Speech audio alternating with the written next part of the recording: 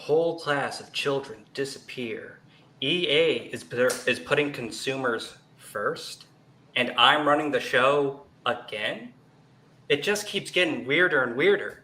But it's also cutting edge hero.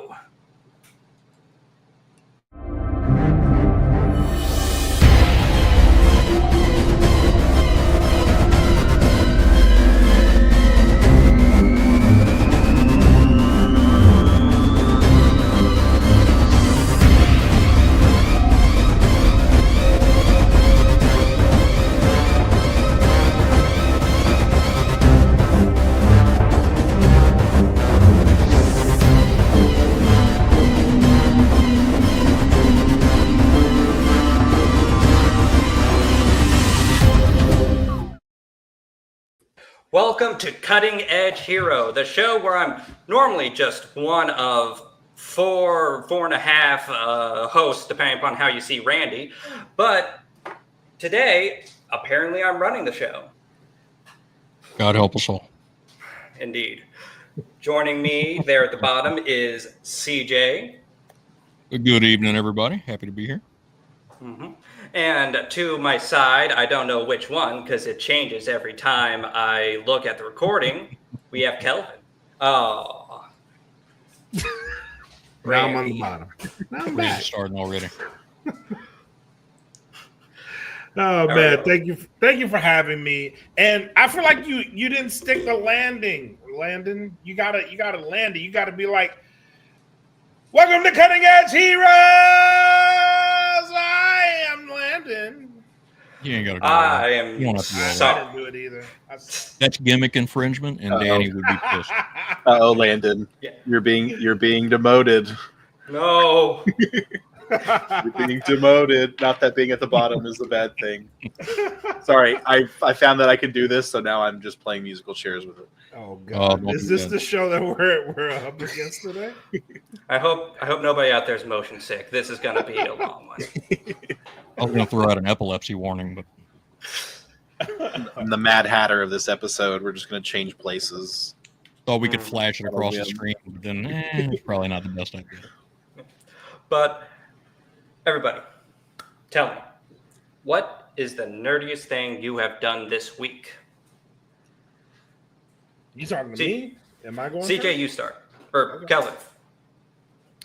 All right. The nerdiest thing I did this week, I recently caught up on a lot of anime. So Dan season 2 started. I started watching that. Started watching Eyes of Wakanda. I caught up to Apothecary Diaries, and I feel like I hit peak nerdom this week. Honestly. Yeah, sure sounds like it. Man, I wish I was more into anime. Every time somebody brings it up, I'm like, why am I not more into it? Why am I not more into it? It seems awesome. I'm the same way. It's like coffee, man. It's like it's not everybody's flavor, but once you get into it, and if you like it, it becomes an acquired taste. So You know what an acquired taste means? yeah, It means it tastes like shit. but get you used to it. eventually love it. I mean, that's the thing, though. I do love it when I can watch anime. It's just never at the top of my list of things to do. I'm the same way. All good, all good. I did consider, again, another option since Danny wasn't here, just force you to watch, like have it be you and then like everybody else, and then just a big, like on the side, have it be just we're watching an anime. Mm-hmm. And we'll get copyright struck and it'll never be able to stay up online. But we're going to make you watch free run. 2 hours in, we're going to get 2 hours into free run. Mm-hmm. But We don't have a screen share and we're just watching it and then commenting every like 5 minutes something. Randy on a slippery slope interrupting the host. I see you coming already. Watch your stuff, man. No, it's fine. I'm a pushover. I'm much nicer than Danny. But we got Space Boy in the chat. Hello, Space Boy. And we got Billy Rhodes in the chat, letting me know that I'm in the okay for not screaming everything. I agree with this. Billy Rhodes is apparently my people. CJ, what have So you... the nerdiest thing I did this week was get really mad, and I mean like vehemently angry at the fact that my tickets for a showing of Strange Harvest this weekend which is a limited release, were refunded to me by Regal Unlimited because they canceled all of the showings for it. So I had to find a theater an hour in the opposite direction to be able to go see that this Saturday. So it might not seem nerdy to a lot of folks, but for me to get like hand-shakingly angry at not being able to see a movie strikes me as being that's pretty nerdy for me. I mean, you bought the ticket, and I've seen, like, we talked about this in the Discord, but we have all seen near empty movie theaters before. I'm pretty sure they're contractually obligated to show movies even if nobody buys it. So I'm surprised they canceled all that. Yeah, they canceled all the Saturday showings, moved them all to Thursday. But Thursday, I'm already going to see a movie that we'll talk about a little bit later. So yeah, I was muy disappointed. Yeah, we all would. I like this. But it's all fixed now. Seamless. It was seamless. I love it. And Randy, what's the nerdiest thing you've done this week? I discovered a new game this week. It's Is it RuneScape? It's not, but I did get 99 in defense in RuneScape, so that's another nerdy thing I did this week. Oh, awesome. I know you guys are on the edge of your seat. Has he maxed his account yet? No, and I probably never will. But because I found another game, it's called The King is Watching, and I think someone was like streaming it, or I don't remember even how I found it, but it's made by the people who made Loop Hero. I don't know if you ever played that one. I have. And it's like it's resource gathering, like you build troops, there's waves of enemies that you have to like prepare for, but each, like, you start with a king and he has like a little L shape, and only whatever he's watching is what is like operational. So if you need to gather water, you have to like have him be watching the like water well. And if you want him to like be chopping wood, you have to have him be watching the like wood chopping. And you have like a grid, like a 4x4 grid, and you can make it larger with upgrades. And it's just resources, and then like you can use like the trees to make like planks, and then the planks will make better buildings and better troops and things. It's just very fun. And then you can increase the gaze of the king to make him be able to watch more things at once. It's just it makes my brain go burr in a way that I enjoy. Like actually managing people. Mm-hmm. Yeah. That sounds stressful, and after a day of doing that in real life, Right? Oh my God, there's 130 of them. But some of these are like assassins or peasants, and you get to have them fight magical creatures, and they give you gold. I don't think that's legal anymore. I don't know if that makes it more or less stressful, and there's also magic. But yeah, that's my nerdy thing. Sounds like a very nerdy thing. Billy Rhodes, whoa, increase the gaze? Mm-hmm. You pay gold. Everybody. You pay gold, and the gaze gets bigger. Eventually, you get the title Power Top. Mm-hmm. That's the pinnacle. That's the pinnacle of this game. All right, I'll behave. I promise. I swear to God. Third. You don't gotta behave. Everybody here has been sent to HR at least once. Let's be real. Oh, that's fair. That's fair. All right, guys. Y'all interested in some news? Absolutely. Let's go. All right. Randy, fire those bullet points at me.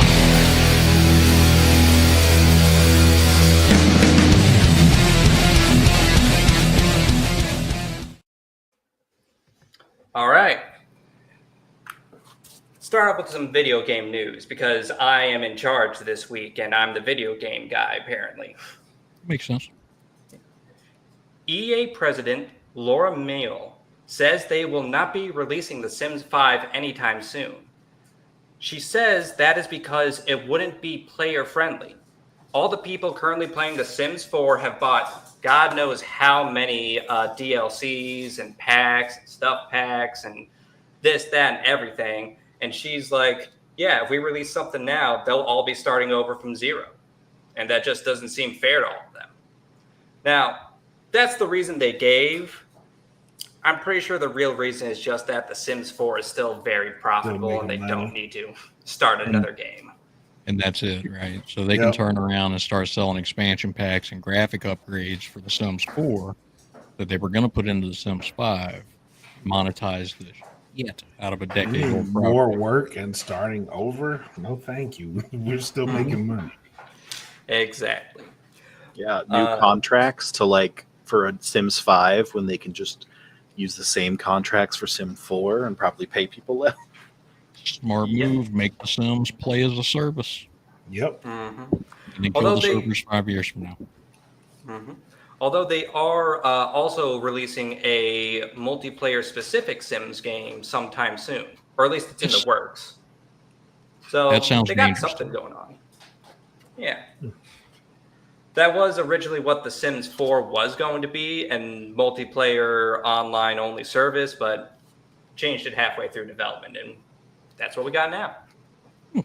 Little fun You think fact, VR y'all. chat played a part in that? Oh no, Sorry, Merlin is scheming. Sorry, my dog decided to chew on a wire, and I had to stop that immediately. Makes sense. Little bomb diffuser dog. Mm-hmm. Next story. Marvel Rivals will now automatically record in-game voice chat as a way of enforcing terms of service and making sure that the player environment isn't toxic and all that. They're also enforcing that all reports be manually reviewed. There isn't going to be or at least there's going to be a limited automatic ban service. I like the second one. The first one, as a cybersecurity that guy, smells no like thank you. Xbox Live circa 2005. We gotta be training them AI. And what are they actually going to do with it, right? I mean, the League of Legends, obviously different company, but the League of Legends fan base has been toxic for, since Lincoln was in office. Mm-hmm. I mean, what are they actually going to do with this? I really don't. I don't know. It seems like a lot of extra work that I just don't see them being able to keep up with in the long run. I don't see it going anywhere. The second half, like you said, the manual reviews instead of just an automatic ban service, CJ, that's something I do support. Once again, I don't know if they'll be able to keep that up.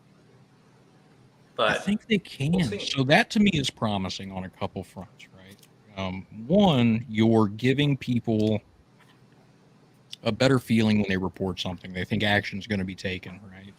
On the other side of that, you're creating jobs for people who might be, who could be fans of the game. Like here, sit down, review these for 6 hours a day. You'll get a free nude White Queen skin once a month or something, Maybe just sort of like a player-backed review service, and just like we'll reward you with I don't know what does it have a virtual currency? I actually don't. I would imagine it's not. so. It's got like 5. It's got like 5 different ones. It's crazy.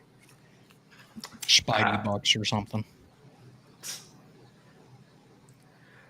Billy said, I would think AI would be the one reviewing it. I don't know. They said manual reviews, and let's be real, they'll try to rebrand AI as everything out there. Corporations will try to rebrand AI as everything out there, but calling it like a manual review, I think we haven't reached that point yet. You know what I mean? Unless the AI is called manual. Manuel. Did you read it wrong, Landon? Was it Manuel review? Manuel. Ah, shit, maybe.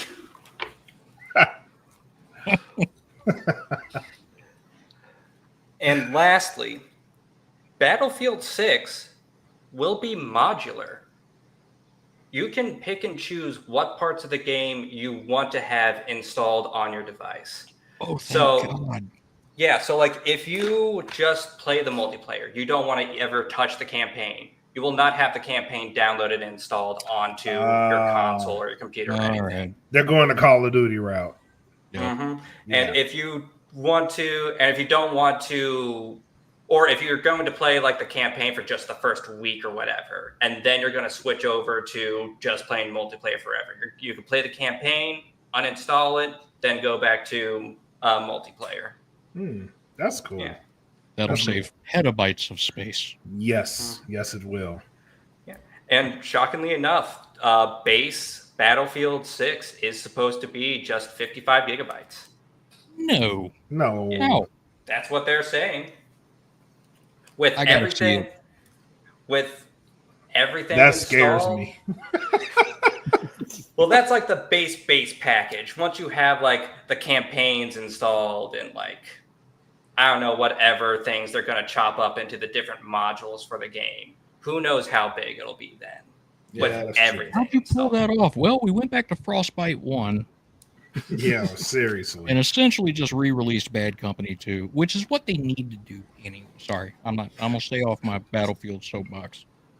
I have issues with that series. I love that series, but I have issues with that series. You love it. That's why you criticize it. I do. Bad Company 2 holds a very close place for me. 4 holds a special place for Really? me. For me, it was Yeah, I actually instructive like about 4. when you could run in, set C4 on the objective in domination, run out, wait until the entire opposing squad went in, and then bring the building down on top of them. That was when I'm like, all right, this is peak combat video game. This is what I need, and it had to be on the load bearing walls, like it was a smart system. Yeah, it was. It was. Agreed. You know what? I'm gonna agree with you there.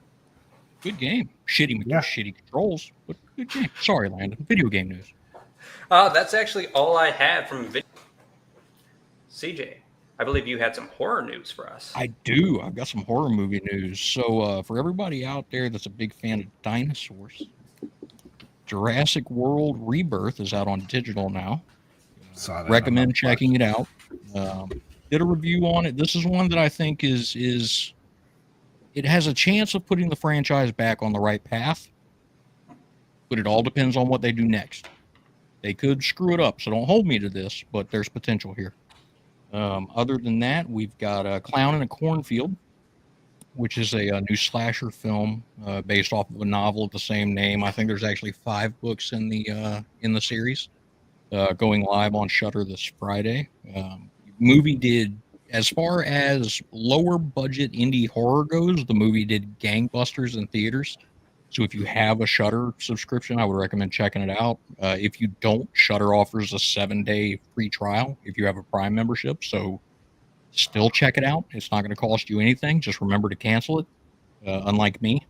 And the big news for me this weekend is Weapons, the new Zach Kreger film, the follow-up to Barbarian. It's going to be his 4th film as a director, his 5th film as a writer. Releases wide on Friday. This is one that early reviews are saying that this is the horror film of the year, which hasn't been said about any since Together, which released last week, which hadn't been said before that since a movie that came out the week before. So take that however you would like. But this one's looking good. It looks super creepy. I'm very excited to go see it. I'll be sitting in a hopefully packed theater Thursday night, getting the crap scared out of me. On top of that, we're getting Strange Harvest, which is one that's kind of flying under the radar, but is one that within the horror community a lot of people are talking about. And this is a paranormal serial killer found footage film. So take Clown in a Cornfield and Paranormal Activity, the first one, the good one, and combine them, and that's essentially what we're looking at. So I'll be checking that out on Saturday as well. But yeah, good stuff coming. And shameless plug, Event Horizon has a prequel comic book series coming out on the 20th of August called Dark Descent. It's going to be a 5-issue series, and on the 19th, the day before it goes live, myself and the United States Department of Nerds chairman Jeff we'll be doing a live podcast discussing what I consider to be my favorite cosmic horror film of all time for Patreon members. So be sure to go out there and hit up the DFPN on Patreon and check that out. But that's all I got. Yeah. Horror is. Horror fans are always eating good. It seems like it seems like there's always something going on. At least. Ooh. We're always eating. Oh yeah, that's a bit more accurate to say. Eating good doesn't happen very often. I used 1993 as an example of that. We were it was water and bread that year. I'm not gonna lie, I forget Shudder exists, and I'm always so sad whenever I do, like whenever I think of it again, because I'm like, I had that for a while, and it was like, it's one of the most fun streaming services because like it's a lot of like things that have flown under the radar but are good. Yep. Because that's like, I think it's like one of the easiest like genres to like get a movie made under. I'm sure it's not really. That's 100%. That's 100% accurate. If you've got some corn syrup and red food dye, that's really all you need. Mm-hmm. Yeah, and then like Shudder really like elevates that to people. Mm-hmm. It's not just the easiest; it's the cheapest. Mm-hmm. It is. It is, and there's some good stuff out there. But I'm not sponsored by Shudder, so let's move on to another topic. We'll work on that. They're missing out, honestly. It's their loss. Give us 6 months. But that's I think that's everything in news we have so far, not unless you, Randy, or Kelvin got any news for us you want to share. No, society still sucks. Trump's still president, and the world's about to burst into flames. But other than that, we're good to go. I have a singular bright light that, and it's, I guess I'll do my Imagine Dragon news, or sorry, Imaginary Dragon news, because Pokemon, it's been like a couple weeks now, but released a Mega Evolution.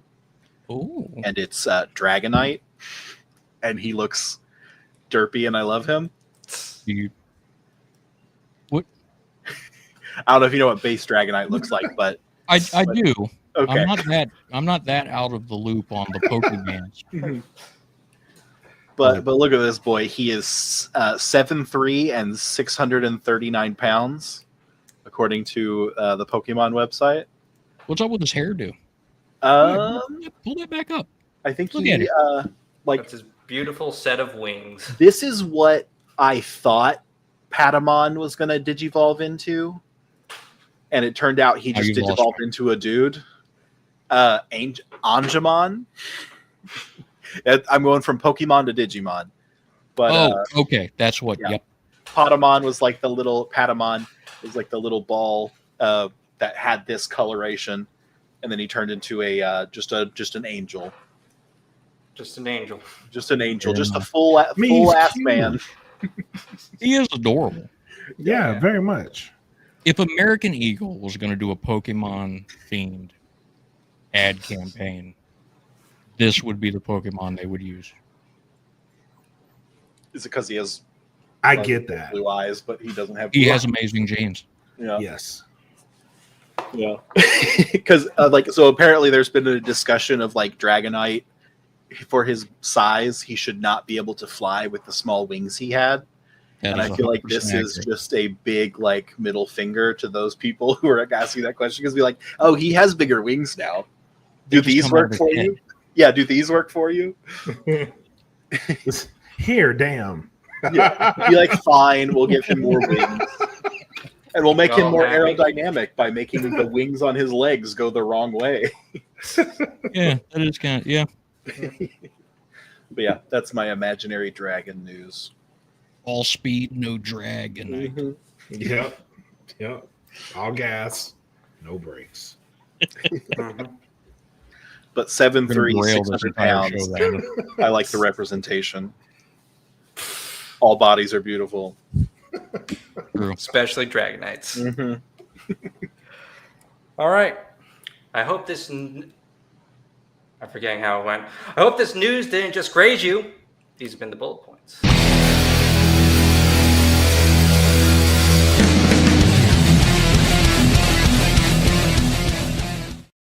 I'm so fucking good at hosting this show. You're outstanding. You've hit these segues Amazing. every time. Amazing. Outstanding. Danny needs to find new work. I wanted to help you, but I was like, no. When Danny says that part, all I really hear is womp womp womp womp womp womp womp. So I was like, I don't know what it is either. Oh, we're never gonna get invited back. Yeah. What do you mean? This is on me. That's Y'all are with carrying Landon. this. It's all Landon's fault. I sure hope Danny isn't in the comments. It'll be fine. I don't know He if he won't actually show up It's until fine. 5 The water's minutes warm. before It's we go anyway. Water's warm. Take him 15 minutes to get into his chair. I'm here, guys. All right, Calvin. Yes, I believe you had a review for us. I do. And it is a show that I mentioned earlier that I watched called The Eyes of Wakanda on Disney Plus. If you go watch it, it's a very quick watch, not gonna waste a lot of your time, and it's a very good story. So there's 4 episodes, 30 minutes long, but each episode is an evolution of Wakandan technology throughout history, leading up to an event that goes full circle into the Black Panther movie, the first movie. So it's very much a good watch going into it. And they start off on how the war dogs in Wakanda, in which if you watch the first movie, is how we meet the first character in the movie. He's a war dog. He's in America. He's on a mission for Wakandan technology. The king of Wakanda at that time comes in, asks him what is he doing with the technology and why is he giving it away. So we go back into that first episode of Eyes of Wakanda. It's where they actually introduce you to the first war dog and how they got put out on that mission and what happens in that mission. And then it's just an evolution of war dogs chasing after Wakandan technology. But first episode, awesome. Second episode is the one that is really a great story, and it puts a very significant spin on history. The story of Achilles and the Wakandan spy is good enough to make you want to go watch this show and what happens and how they spin what actually happened to Achilles in this story and how Wakandan technology shaped that. We also meet a new Iron Fist in the third episode, or the original Iron Fist and how they became the Iron Fist and how Wakandan technology shaped that. And then in the last episode, how Wakandan technology shaped everything leading up to the Black Panther and what that piece of equipment that they were looking for and trying to get back, what that meant for Wakanda. And it really puts a spin on how, if this show didn't happen, because it is canon. Very important to note that Eyes of Wakanda is canon. If this show did not happen, what would have been influenced in Wakanda and ultimately in the MCU, because we know that Wakanda is an important battleground in the MCU. So it's just ripples in time and how it affected everything afterwards. Told by Ryan Coogler. He's a very good storyteller. He executive produced this one, but his involvement in this show made me want to watch it because he is a great storyteller. And he had a lot to do with the Black Panther series as a whole. So him being involved in this gave me enough confidence to watch it. Did not be disappointed by the story. If you want to watch it, again, it's a quick watch, 30 minutes per episode. It's only 4 episodes. But these are some of the most well-done animated episodes that Marvel has ever touched. No lie. Give yourself a chance. Go watch Eyes of Wakanda. You won't be disappointed. So in addition to showing how Wakanda is linked to pretty much everything, It is also just like a history lesson in just different parts of the MCU as well. Correct. Just like, yeah. Correct. And just how they affect certain things, because the Iron Fist for the Iron Fist is not really a big part of the MCU, but they made this character very important to everything coming after, and how they were looking for certain artifacts, what these artifacts meant. And the fourth episode is the one that really blows your mind, because it retraces the steps of the previous three. Even though those previous three were great episodes, that one was the mind blower in the story that it told of why these previous episodes happened and how they would affect everything going forward. It's an amazing one. So does it kind of play like similarly to how Predator Killer of Killers is structured? Kinda, yeah. Very much. It gives you a very it's almost like Indiana Jones meets Looper. Ooh, okay. It's on that level. That is not yeah, that sounds like something Coogler would do, because it makes no sense to me until I see it. But that's what it reminded me of. And all right. Especially that fourth episode. That fourth episode, I was like, oh my goodness. I don't know how he did it, but he did it again. And it's like, I'm gonna have to check it out. Yeah, you know you me, have to man. watch Anything that Ryan Coogler's name is attached to, I'm gonna watch. You have especially to watch after Centers. Yep. You have to watch this one. It's a very, very good watch. It really is. And even if you're not caught up on the Black Panther series, you will understand this show, and it would make you want to watch Black Panther just for the first 10 minutes alone. Because that's what this entire show affects. It's the first 10 minutes of the movie. All right. A whole backstory, a whole nother show to explain the first 10 minutes, or to support the first 10 minutes. It's specifically for the first 10 minutes, but it's so weird. Like, even explaining it now, it's so weird, because like it's really literally only the first 10 minutes of Black Panther. Yeah, but the first 10 minutes are massive. Exactly. But this affects that in a very major way. I watched the first episode, and then I started the second, and then had to do stuff. I was at work and had to do stuff. A trend with you, Randy. Yeah. I don't finish things. I started ADHD, because that's what that sounds like. Yeah. Maybe a little bit.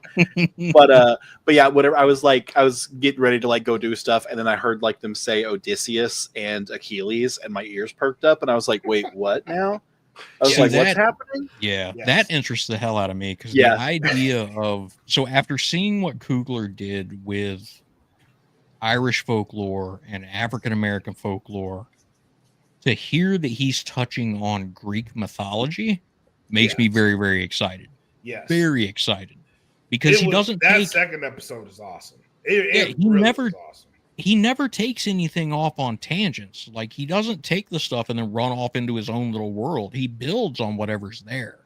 So the idea that he could come up with something new based around Greek mythology is very, very exciting. Maybe that's the nerdiest thing I've done this week, is geek out over Ryan Coogler talking about Achilles.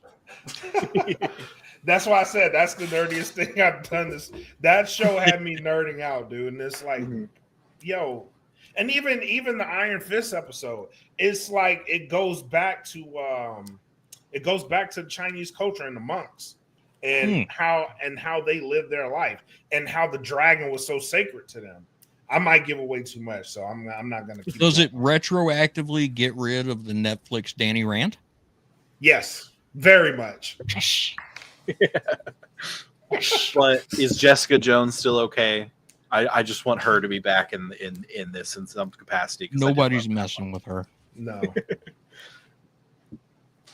But yeah, I would say whenever I was looking at the episodes, I was like, ooh, that splash art for the thumbnail for the third episode had me intrigued, because it's literally Iron Fist, like the headband and stuff, and I was like, ooh, I gotta make it there. And then of course I wasn't able to. But I'm Danny Rand. Nah, man, it's a great watch. It really is. It's for my puff meter, which Smoke Pit has a rating system. I would give it 4.5 out of 5. The only reason I wouldn't give it the only reason I wouldn't give it 5, it's only 4 episodes. I really wanted more based off the story that they gave. You got it though. It was called Black Panther. It is, but give me more. It was awesome. Those 4 I'm not even lying to you. Those 4 episodes are probably the best episodes Marvel has done in a long time. And that's a strong statement. It is. I'm putting this up against the Spider-Man animated ones. We got movies out of those. Yes. It's on that level. And these are episodes. If this was a movie, I'd probably say this would be better than the Spider-Man movies. Now I have to watch it just to tell Blak that he's wrong. Go ahead. I would say I do love the Spider-Verse movies. They're so good. But so I was gonna say I might disagree, but I haven't watched it yet, so I might be proven wrong because that's a strong endorsement, and I'm definitely gonna have to finish it tonight. Yeah, gotta say, if the worst thing you can say about something is that there's not enough of it, Yeah, pretty good praise. Pretty good. Yeah. That's pretty good. I wish we could say that about the rest of the MCU. Exactly. This is exactly my thoughts. It's like, see what they did? Do this. They were like, we're starting phase 6. And I was like, what the fuck happened to 3, 4, and 5? I mean, going back to Fantastic Four, I would listen to the Silver Surfer read out of a dictionary because Go see Weapons, Julia Garner. I was saying that's what I was going to say. Thursday. I hope she heralds someone's arrival in Weapons. Oh, he's so good. Well done. Yeah. But that's your review? That's my review. All right. Going from Wakanda, home of the Black Panther, we are moving on to a different type of animal heroes from the DC universe in this week's hit list.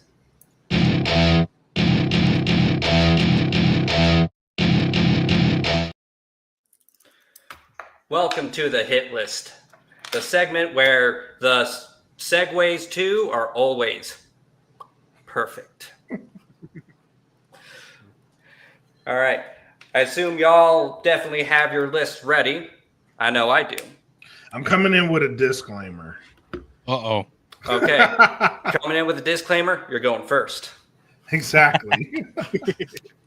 I don't know a lot of DC enough to know that many animal heroes. So that's my disclaimer. That's fair. Hey, we're still going to hold it against you, but it's fair. I mean, that's fair. I'm just this show is equal parts entertaining and informative. We'll be happy to teach you all about our favorite animal heroes. He will be happy too, because I'm in the same boat you are. I just didn't have to go first. Yes, I'm not alone. But Kelvin, please take it away. So my first one is gonna age me a little bit because saying this, people may be like, "What?" But this goes back to my Wonder Twin powers activate. They had a monkey They did have a named monkey. Gleek. Oh. And Gleek was awesome. And Gleek had powers of his own. And if it wasn't for Gleek, the Wonder Twins would have died multiple times. So he is. I'm gonna say 3 because I only have 3, but he would be like my 5 of 3. But yeah, Gleek is up first for me. I like that. Hell yeah! Also, I'm Billy. Back. Billy, I do think I got your list. Let me double check real quick. But while I'm checking on that, CJ. So for mine, I'm in a similar boat to Blak. I am in my younger days. I was very much a Marvel fan, primarily because of Rogue in the animated series and prepubescent horniness. You're right to be that. I Thank agree you. with that statement. I appreciate that. Thank Dad you to asked. the That's all I'm animators. gonna say. But my number 5 is not a hero, but Gorilla Grodd, which Oh, for we can go me villains? is Oh yeah. well, we can I go villain. did. Oh, well, I then I figured, got 5. you know, I got 5. all right. Gorilla Grodd for me is one of those characters that, like, I grew up. I'm a horror guy, right? So I grew up as a King Kong fan. So when you take King Kong and then put the brains of a serial killer in him, I'm sold, right? Like Lex Luthor with King Kong's body and Jeffrey Dahmer's temperament. Fucking sign me up. I will read that comic book all day, every day. So that is my number 5. And then I pulled an image. Is this Gleek? That is in Yes. fact Gleek. Is this the version that you guys? Okay, I love him. I don't think I've ever seen a monkey with buck teeth before I or was gonna say- after Gleek.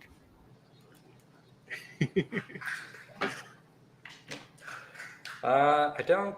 Or Randy, Mhm. what is your number 5? My number 5 is someone that I just learned about while pulling these. His name is Enos Jansen. He's the I think he's Animal Man. I think is what his name is. Mhm. But Yep. it's a lion version of Superman. And I love his sentiment of "This is not a job for us." He's the main Superman. That's the mantra of my Yeah. life. This is not a You job see, for you us. see what I did there, Lana? Yeah, I see. I didn't get it. This is why I stay in chat, people. But yeah, I like the cut of his jib, and yeah, I don't really know anything else about him except for Hey, that he exists. he knows You're when to wor- stay in his lane. I was about to say, you're rocking the 1940s slang, man.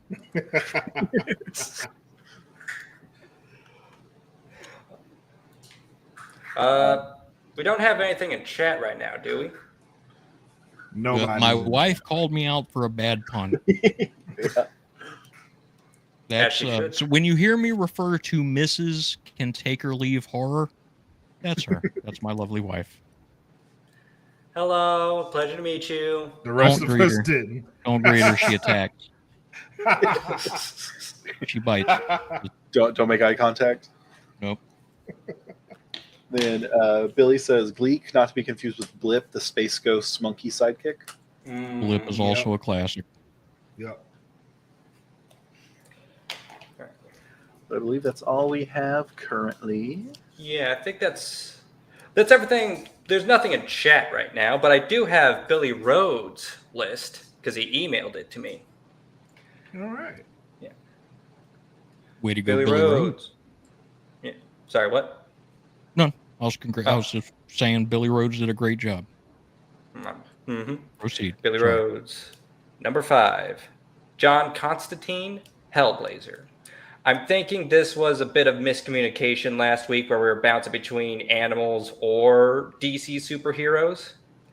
So I think these are all just DC heroes. But Well, anyway. To be fair, Danny said DC heroes. I would say and he then did. And then we found out that he wasn't going to be here. So we said, to hell with Danny. We're doing that. We're combining. You all make command decisions. I like Let's be it. real though. That's Constantine is kind of an animal. Kind of. Monster. Very much. Kind of. Hey, I like the autonomous operation, by the way. Self-correction. We know how to roll. I love it. But Billy Rhodes, number 5, John Constantine. I'll get the most well-known entry out of the way. We all know who he is. Magic user that barely uses magic, chain smoker, was 60 years old and had a 24-year-old wife, possibly werewolf. Had his own show for a hot minute, then it was canceled, and then he was brought over to the CW's Arrowverse. Keanu Reeves played him in a movie. Constantine. My arthritis. You cut the tendons. Yeah, Constantine. Fuck yeah. And yeah, Billy, sorry. We kind of made it, we kind of said it as a joke, kind of not. It's what happens. We're not going to be. These are DC characters still. Like, Mhm. ours just happen to be animals. Ours just happens to all be animals. We all I know decide the the theme. Necronomicon. All right. My Sequel's number. coming. Which did It is you coming. say is his girlfriend possibly a werewolf or he's possibly a werewolf?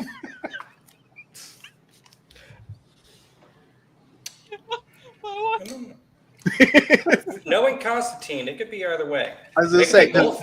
yeah. So I mean, it works under the animal umbrella. Mm-hmm. But anyway, that's everything we have for chat / email. My number 5. Oh, never mind. We had a last minute entry. Trevor, what's up, bud? Trevor! Streaky, the super cat. I believe that's Supergirl's cat. Or It is the hangs out naked with one. Hence Supergirl. the name. But yeah, I think I was reading about that one. I think it gets like it's a normal cat that becomes super with like Kryptonite X or something like Yeah, that. he got X exposed to Kryptonite. it. Kryptonite X. Which one of the 15 different variants of Kryptonite is that? X. Ah, thank you. I think it just I think that one does just give powers to animals, right? It's the I Wolverine think it might be the variant. 10th one. The 10th Kryptonite. It's the one where they go to space. Here we go from Billy. Constantine is a werewolf. It was hinted at, but then he died like 5 issues after, and the DC ended the Vertigo run, so it didn't matter anyways. Mm, That sounds Fair right. enough. That yeah. sounds right. If his girlfriend was a werewolf, they could make a killing in the puppy mill business. But it's Too weird. much? It's weird that the shop is only open on full moons. I'll Why reel don't it they, back. why don't they I sell apologize. puppies any other time of the month? That was too much. Yeah. There was like a. Sorry, I tried to be like, yeah, no. DHPG. I got it. We're good. Oh no, we're not PG here. We're very much like TVMA. Randy, Well, that's put up good. the little warning if we still have it. I'm on it. I think even Blak was like, what the fuck did he just say? Just the full screen. Wait, what? We are? When? Yeah, Huh? TVMA. Wolf Cop, ladies and gentlemen. Check it out if you get a chance. It's on Amazon Prime. You say Wolf Cop? Wolf Cop. Like RoboCop, but wolf. It's just RoboCop, but there's like more hair on his human parts. Listen. It's a completely different film. But yes. Both played by Peter Weller, though, somehow. Balleting his way through the film. Mm-hmm. I took dance classes to learn how to walk like a robot. I deserve an Oscar. That's a bad dance instructor. You need to move more like a robot. You're too fluid with your movements. Be more robotic. I'm a dance instructor. Billy said he learned more about Streaky while researching Power Girl. It makes sense. That makes sense. I've seen Power Girl in illustrations, and I would understand why you would search for something Power Girl streaking related. Indeed. And it looks like Amber is with you on Wolf Cop. Damn right she is. All right. My number 5. This one gets a little bit of an asterisk, and I'll explain why. But it's Killer Croc. Oh, okay, yeah, right. So, Killer Croc is one of these characters that in a lot of his appearances, they always try to say that he is just a normal man who has a skin condition. Yep. Like they really do just try to explain it that way. But then they'll also give him the ability to swim through the water like a crocodile. They'll have him house himself or hide out constantly in water like a crocodile. They'll give him the bite strength of a crocodile, but then still be like, oh no, he's just a man with a skin condition. I don't know if they're playing around with like nominative determinism, that it's like a name they just gave him and he's like, The well, fuck did you just say? They call me Killer Croc, so now I have to be a croc. Got it. I don't know. Webster, you got to roll that shit back. I'm from Georgia, man. Hey, I'm from Southeast Missouri. I can't where? say Southeast Missouri. That's an I on the end of that, right? Nah. Yeah, but we also pronounce it Versailles. So What? Versailles. It's not Versailles. It's Versailles. All right, that's fine. All right, yeah. Let's just roll. You've lost. Yeah, English is a second language is apparently a class I need to take. Mm-hmm. We don't speak English. We speak Missouri. We speak Fair enough. American. Or Missouri, sorry. We speak American here, damn it. Yeah. But yeah, Killer Croc's one of those characters that like they try to say, oh, he's just a normal human with a skin condition. But then he also does this, that, and the other thing exactly like a crocodile. And it feels like they really just don't want to pull the trigger on him being a crocodile man. So he gets a little asterisk. But to me, always just a very fucking cool crocodile man. That's my number 5. Like, look at him though, and like tell me, like, yeah, he has like a skin condition, but would you not say, like, if you see him, he has a teeth condition first? That's, I think, where my eye goes to. I would just assume he was British. Fair. And he has grayscale. Yeah. Yeah. And he's built like a brick shithouse. Yeah, I'd be like, that's the Yeah. toughest looking mutated Brit I've ever Yeah. seen. he has the abs of a crocodile. The abs Who of a has crocodile. seen, other than Steve Irwin, who has seen the abs of a crocodile? Honestly. Fucking nobody. So you gotta have that. Does he ever do a death roll? Nobody, Randy. I don't. He might have done a death roll. I can't pull out a specific time in particular, but he definitely ambushes out of water a lot. That's true. This is very true. That's true. I played that game. He's a scary son of a bitch. Mm-hmm. Billy says he has psoriasis, and he too likes to hang out in water and eat people all the time. See, shit happens, man. Like, All you right. can't, you got to stop just clowning people because they have medical conditions. I mean, Yeah, you're right. that's probably why he is the villain he is.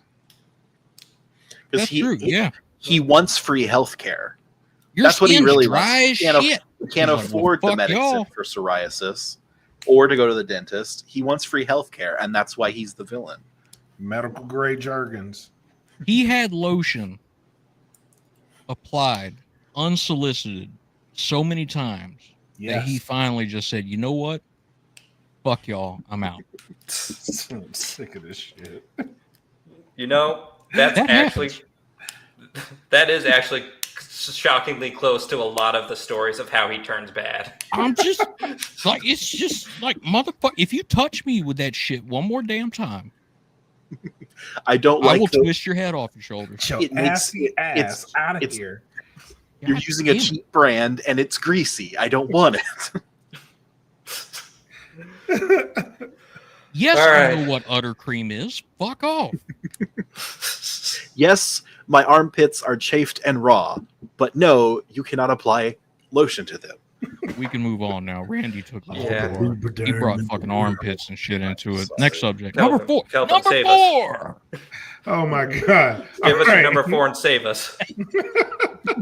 My number 4 is it's an animal that was created because someone somewhere didn't think that Batman had enough hands to just fuck over humanity.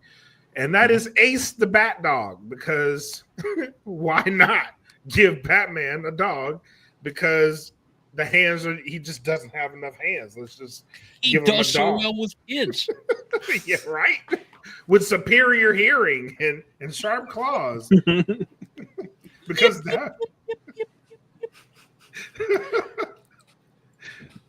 can sniff out crime from 3 miles away. Like, damn, let's just give him that. So, Yeah. Bad Dog is my number 4. Give him a attack dog. Have any of you ever been bit by a dog? Like Yes. seriously bit by a dog? No, not intensely. I have. Yeah. I've been bit, but not. Yeah, It ain't not like fun. that. Not It like ain't fun. intense. I have a Chihuahua, so that should go without saying. I've been bitten, but No, it's like Batman don't kill, but man, he's gonna put you through some shit. Yes. He's like, I don't kill people, but this guy, he doesn't. Doberman though. But I don't have to say. I don't kill you, but I don't have to save you. Get him, Ace. Yeah. So what breed is he? We don't have a He's picture. like they don't say, but he Normally- looks like German Shepherd mixed with a little bit of anger. That sounds like a rich white guy that thinks he's a cop dog. I could see that. That or a Malinois. Well, and then like I think in the animated series, he's like a Doberman. He's in Yeah, the because animated he series? was in Batman Beyond. Yeah. Oh, And- okay, Batman Beyond. Oh, okay, yeah, he was a Doberman then. I Yeah. remember the dog from Batman Beyond. Yeah, he was. They change him sometimes depending on the series. I think in like a Super Pets movie recently, he was more of gosh, what was he in that movie? Something with like a shorter snout. Oh, Being as Black Man dresses in black, I'm gonna say he's a pit bull. Oh, is this him on the right? I think Yeah. so. yeah. That's a pit bull or a boxer. They just kind of change him to whatever they like. Yeah, Sounds whatever like whatever I mean- gets the job done. That's what they kind of did with Crypto. He's usually like a lab, right? And then in the new movie, he's a He's Jeffrey. He's that James pearly Gunn's dog. thing. Yeah, Yeah. he's He's a Orzo or terrier. whatever. It is. He's a dog with Superman-esque powers. He could be whatever breed and still Yeah. fight off anything. But yeah, this is Adorable in the new movie, by the way. him and Batman Beyond Oh, good. being such a good boy right there. Oh, If you haven't look, seen Superman, go Billy see it. says it wasn't Ace and Batman Beyond. That was Butler. I Really? was today years old when I learned that. I I mean, it guess makes that sense. makes sense because Ace wouldn't still be around in Batman. Yes, he Beyond. would. Yes, he would. Dogs Batman don't has die. They billions just of cross the dollars. Rainbow Bridge. Yes, dogs don't die. Batman has especially billions in of comic dollars. books. Uncle Shit, I Ben's guess the you're. one that's never come back. He in Batman Beyond, he cloned or like Cadmus like cloned Batman. They can clone and make Ace survive. I can see that. They didn't just clone him. They took his DNA and put it in somebody else so that he would have so that man would have a baby with his wife that would be a genetic clone of Batman. Fucking what? Yeah, that's how Batman I Beyond ends. yeah. I know. I can't wait for that live action movie. Mm-hmm. The Republicans will have a fucking blast with that. Mhm. Cloning? That's not Christian. No, he's not, Billy. No, he's not. He's retired. He went to live He on the is. Bat Farm He's with retired. Jason Todd. Yes. Don't you say that about him? With Jason Todd. Him and Uncle Ben play fetch every day. Yeah, exactly. Every day. All right, CJ, what's your number 4? So my number 4 is Cheetah. And specifically, the Minerva version of Cheetah. And I see why. say this because I am old and not politically correct. And I find it fucking hilarious that she ended up in the spot that she is in, not because she wanted to be evil or to do something wrong, but because she was not a virgin when she did so. Hmm. That's the premise behind Minerva, right? So she was going Yeah. through the ritual to attempt to take the power of the god. But because she wasn't a virgin at the time, she didn't meet all the requirements. Hence why Mhm. she became the cheetah that we know. I also think Kristen Wiig is fucking hilarious and was the only good part of Wonder Woman 1984. So Absolutely. I was so excited when she got announced, and then I saw the movie. it was great casting. Mm-hmm. Yeah. Great I casting.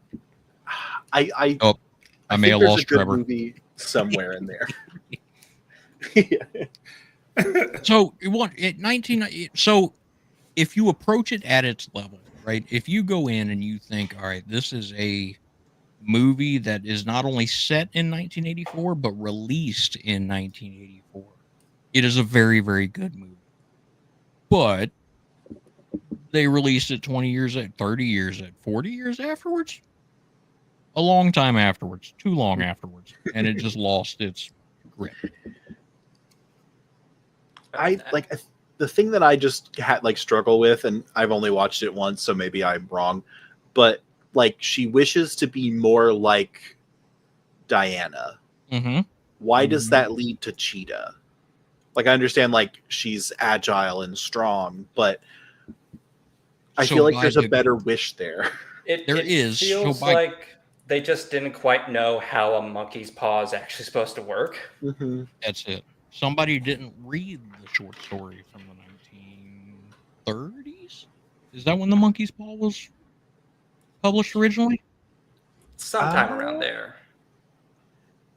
It's definitely It's contemporary to Lovecraft or shortly afterwards. So it will be 30s, 40s, early 50s maybe, because Lovecraft I think died in 37.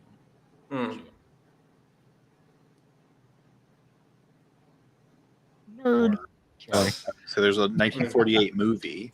I got my own problems with the original Monkey Paw story, but that's neither here nor there. Yeah. Anyway, Randy, Mm-hmm. what's your number 4?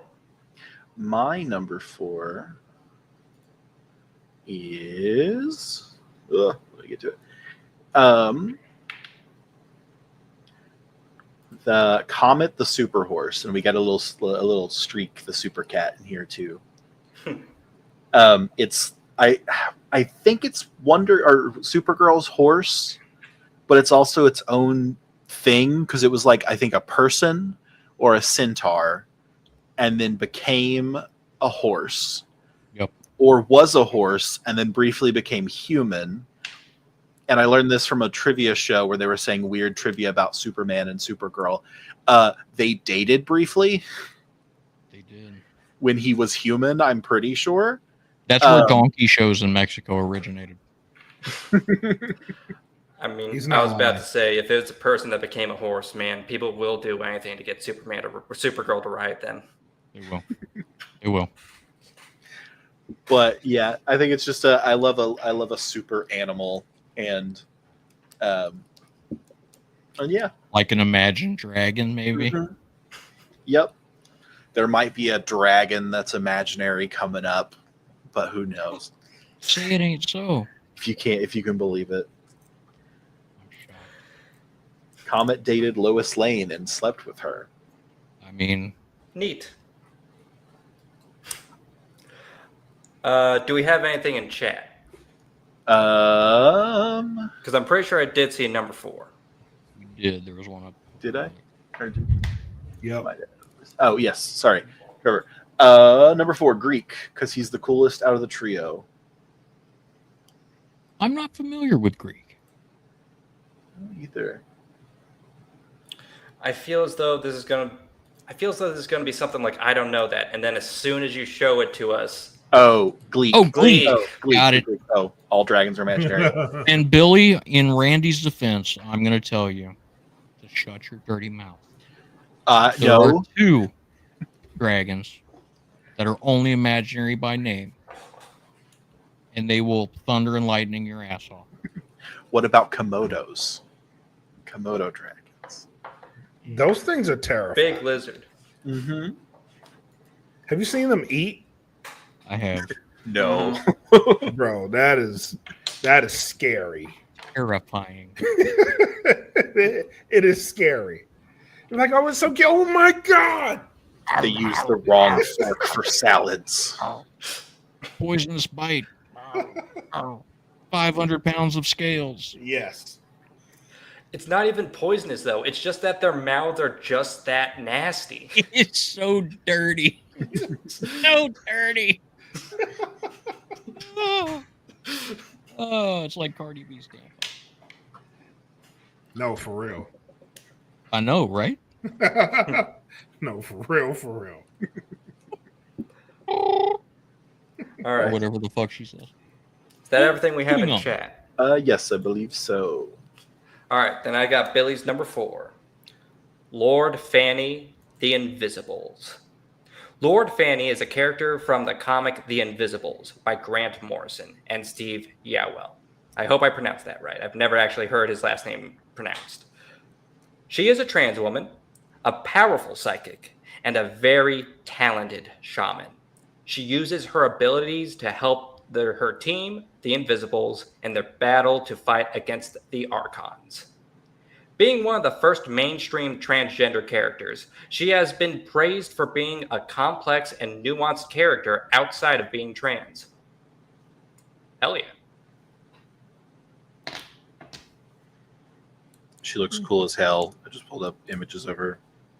Oh, please do share with the class, Randy. I'll send them over one moment. Let us wait on the text. I have not heard of this comic. The Invisibles? Yeah. I've heard tons of praise for The Invisibles. It's one of I've those never ones heard that I've anything been about it. meaning to pick up. Billy Rhodes, a Komodo dragon isn't a true dragon. It doesn't have wings, so it's just a worm. Okay, fair. But is a worm not a like? Okay, I'm not going to get into the dragon debate. It's in the family. We can pull up a chart somewhere, I'm sure. Oh, What do is you that call her? what is Dragonite? Yes. Dragonite's a Pokemon, But a as dragon opposed to a type. Digimon. You educated us on this earlier. But yeah, any of you know about the Invisibles? I do not. I do they not kinda- either. Yeah, I'm guessing they're kind of along the lines of the long hair woman and Scream Until You Die guy from Marvel. Scream Until You Die guy? Or are we talking about the Like- Inhumans?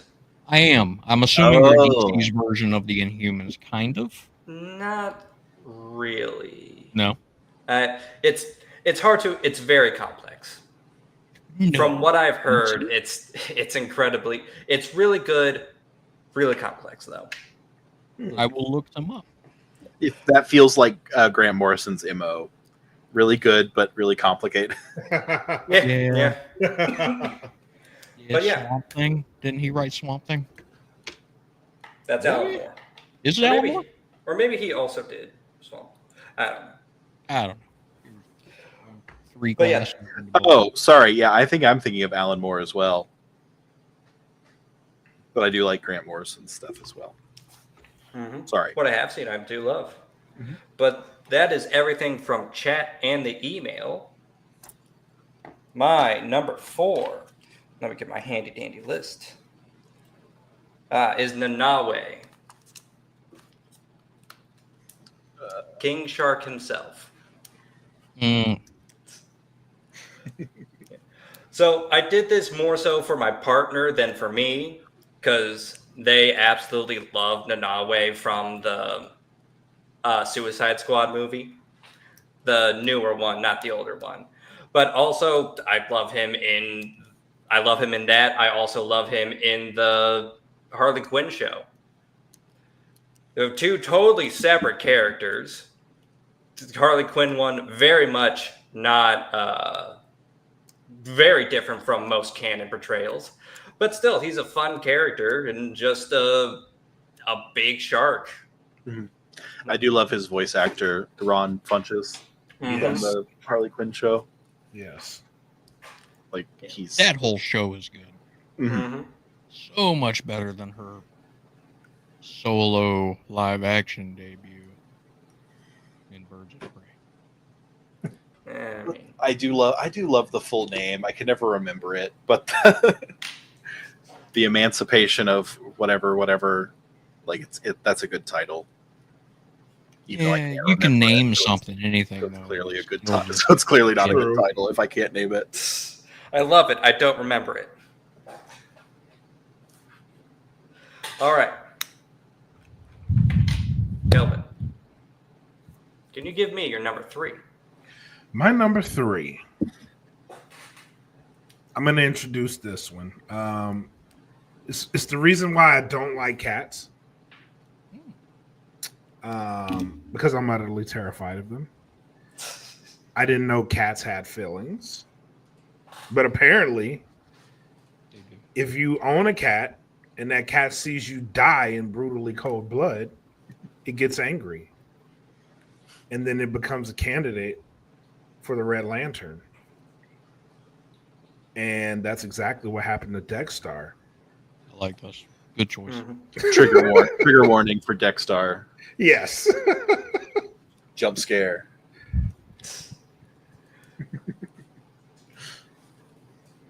He wears the ring on his tail. I didn't realize that till just now. Oh, yeah. Yes. Well, where else is he supposed to wear it? I don't know. It can't fit on his little kitten. Resize doesn't- would be a It collar. doesn't fit on a toe bean. Yeah. Yeah. Dexter, the cat that, like you said, saw its owner die, get thrown into a river by a bunch of just, I don't know, were they evil teenagers? Mm-hmm. Yes. I don't remember. But in just all the injustice he suffered as just a small little cat, the ring on Earth sought him out as its bearer because of all his fury at what he had suffered from. It's a better origin story than Hal Jordan. Let's be honest. It really is, bro. Like, you killed the person that fed me.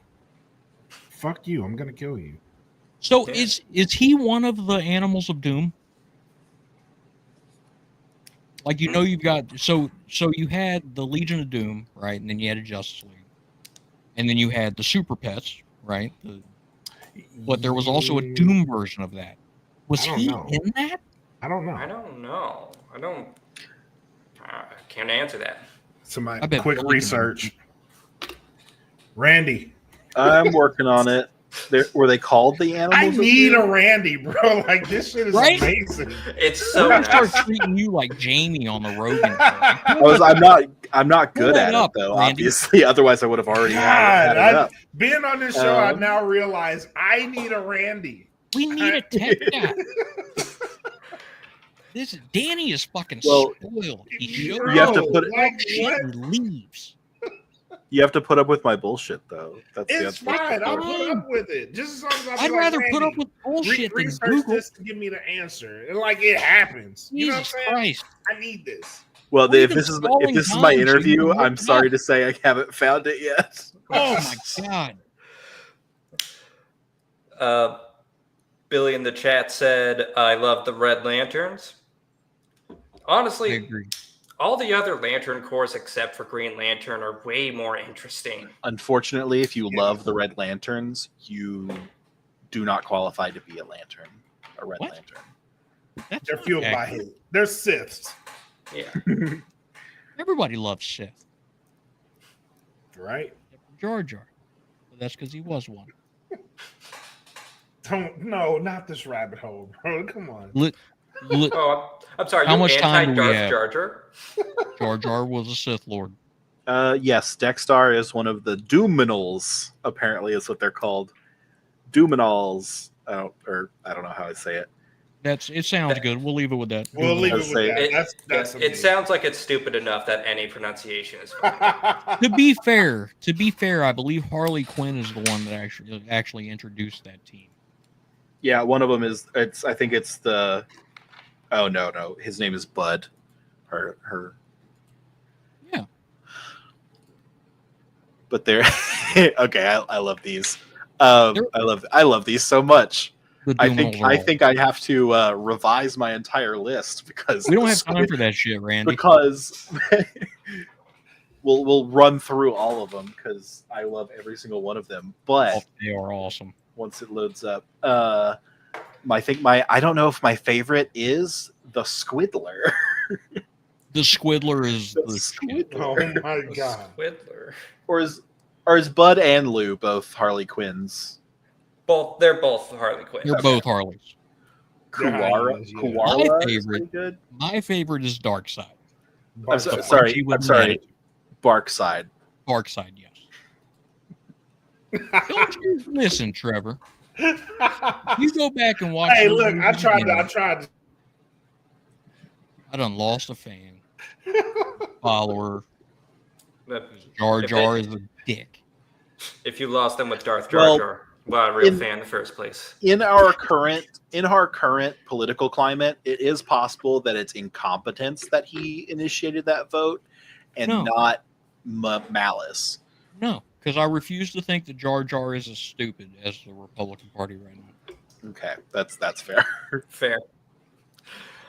Are we- A vote Goddamn. against my best, better interests.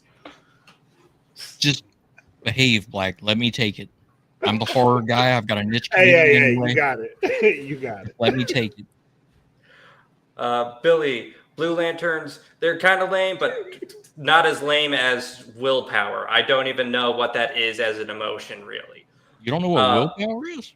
Just, what is it? Just wanting something enough? Just having determination for something? Like, I understand hope more. I understand hatred more. I understand fear more. But, like, willpower just as an emotion in You the rest of the pull out some shit like characteristic material traitism earlier and then not know what willpower is. Nominal determinism. That's a good. Whatever point. the hell it was. I'm from Georgia. I don't know. I speak normal person. I mean, it's just, I know what willpower is as a concept. I don't know how you do that with just a ring. Just want it that much. I like in the Red Sun comic book, they like have him. He was like a prisoner of war, and to like pass the time, he literally built a house like brick by brick in his mind, like with the amount of time that it would take to build like a house. I don't know what he's building, but he's building something and like doing every action in his mind. And I'm like, that to me is like a good representation of what it is, but also. You Lego signature series the shit out of that. Yeah, it's kind of just being a Lego master builder, and like I now I'm like, I know that doesn't actually like explain what willpower is. No, it does, because everything's awesome. I got what you're saying. I'm picking up what you're putting down. Everything is cool when you're part of a team, is what he was saying as he. Oh my god! The willpower is to be a POW for years and have that song stuck in your head on loop and still want to help humanity. Keep us moving. We'll derail the shit out of this. Yes, I'm Yeah. sorry. CJ, I'm CJ, half drunk and tired. what is your number 3? All right, so number 3 for me is going to be Blue Beetle. Obviously, not an animal. Very human. That's Beast Boy, Randy. What What the did you fuck? say? I said Blue Beetle. You gave They me. don't even rhyme. You gave me this That's picture. Black Manta. You didn't give me a Blue Beetle picture. Yes, I did. I don't think so. I didn't Did I not? save All right, it. fuck it. No, we're I'm gonna- looking at the Discord now. You did not throw Blue Beetle in there. We're gonna wing it. Listen, Landon. We're doing it live. So we're talking about Ted Kord, the original Blue Beetle, the shitty one,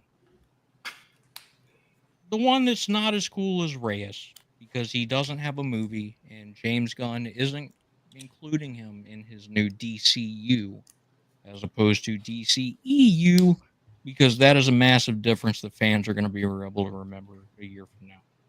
Right? Ted Kord, for me, is one of easily the coolest superheroes that DC has because he's so damn stupid. He's ridiculous, right? Smart dude, gets the scarab, turns small for some shit, and becomes powerful. That's it. That's all I got. All right. There's no segue. I don't have anything because Blue Beetle's really, he ain't shit. But you said animal themed, so that's what I went with. I mean, it's your list. You can do what you want. Yeah, Ted Cord, because he doesn't suck as worse as the people below, but he's not as cool as the people above. Fair enough. Fair enough. Randy, what have we got in chat? Oh, hang on. I was trying to get a picture of the Blue Beetle. We have. Okay, I see now, Randy. I get it. I get it. Tickle Clarion, the Witch Boy's cat. All right. I I don't know that one, I'm afraid. Let's see if I can find. Oh, is this from Young Justice? Or I mean, like I've seen them in Young Justice. Okay, I do like this cat. This cat is a cool cat. I'm sure he's from not just Like Young 20s, Justice, 30s. Oh, wait. I think I know the cat you're talking about now. Yeah. The evil, Yeah. fucking thing. Is he a hep cat? he's like he's like the demon sorcerer guy's up like apprentice or familiar. Yeah. It's the This is going on. But yeah, it's the familiar of like a evil teenage boy god. Mhm. That is a kick-ass looking cat. It is actually. Mm-hmm. I will pull it up so everybody can see how cool this cat is. That's a It good is looking pretty cat. dope. You should have All right. did that initially instead of showing it to us behind the scenes on damn Discord, you unprofessional piece of shit. Well, no. This is how So- I'm getting them from my phone because it's faster than trying to like edit them. All right. So while you're doing that, I'll go ahead and Oh my give. God, this show is professional. amazing. Billy's bro. How do y'all number keep 3. it together? We don't. That's what's happening Oh. right now. Like, Mhm. Well, usually Danny's here to reel us in, and he's not. that's true. And We don't have an cannot- adult right now. Yeah, I'm a piss poor handler. I realize that. So moving on to Billy's number 3 then. Billy's number 3 is Nelson Gent. Dial H for hero / dial H. Nelson is a fat, lazy, jobless slob who one day finds something called the hero dial, a magical artifact that can change the user to any hero from any existence across the multiverse and beyond. His first hero transformation was Boy Chimney. His powers included poison gas attacks, skin as hard as bricks, smoke manipulation, and a smoke-based clairvoyance, whatever the fuck that means. Other transformations include Tugboat, has tugboats for arms. Cock-a-hoop, a Hold truly on. bizarre combination of a rooster and a hula hoop. Powers included are a supersonic rooster caw, and he can make his enemies really dizzy by hula hooping around them super fast. And the Flash. Literally the Flash. Hold on Nelson a second. dialed hero and the hero dial one time, and it turned him into the Flash / Barry Allen. You said he had tugboats for arms. Tugboats for arms. How the fuck? How does that work? Just arms. Just arms. Oh, and I missed Pelican Army. His true power was never really shown, but he did have a fuck ton of pelicans following him. I would love to see. Oh, I'm. This working was on it. Billy's, Don't right? worry Billy, about I would that. love to see a picture of this dude with tugboat arms. Give me about 15 seconds and don't look at Discord. Too late. I'm already seeing It's too Tugboat. late. What Too I'm late. visualizing right now is like Alien Gonzalez between two Crown Vics. You're not wrong. Am I close? You're Not close. not too far off. I don't know if anybody else knows who Alien Gonzalez is. Black. Look in the Discord. You're not Hold on. off at all. It's going to be up here in like 2 seconds. Oh, Bye-bye. Jesus Christ. Is this? I have to ask: is this the right instance of tugboat arms, or I is this mean- another DC instance of tugboat arms? What is he pulling in with those? Crime. I can't answer. The pain. I can't answer. Good answer. Prime is a good answer.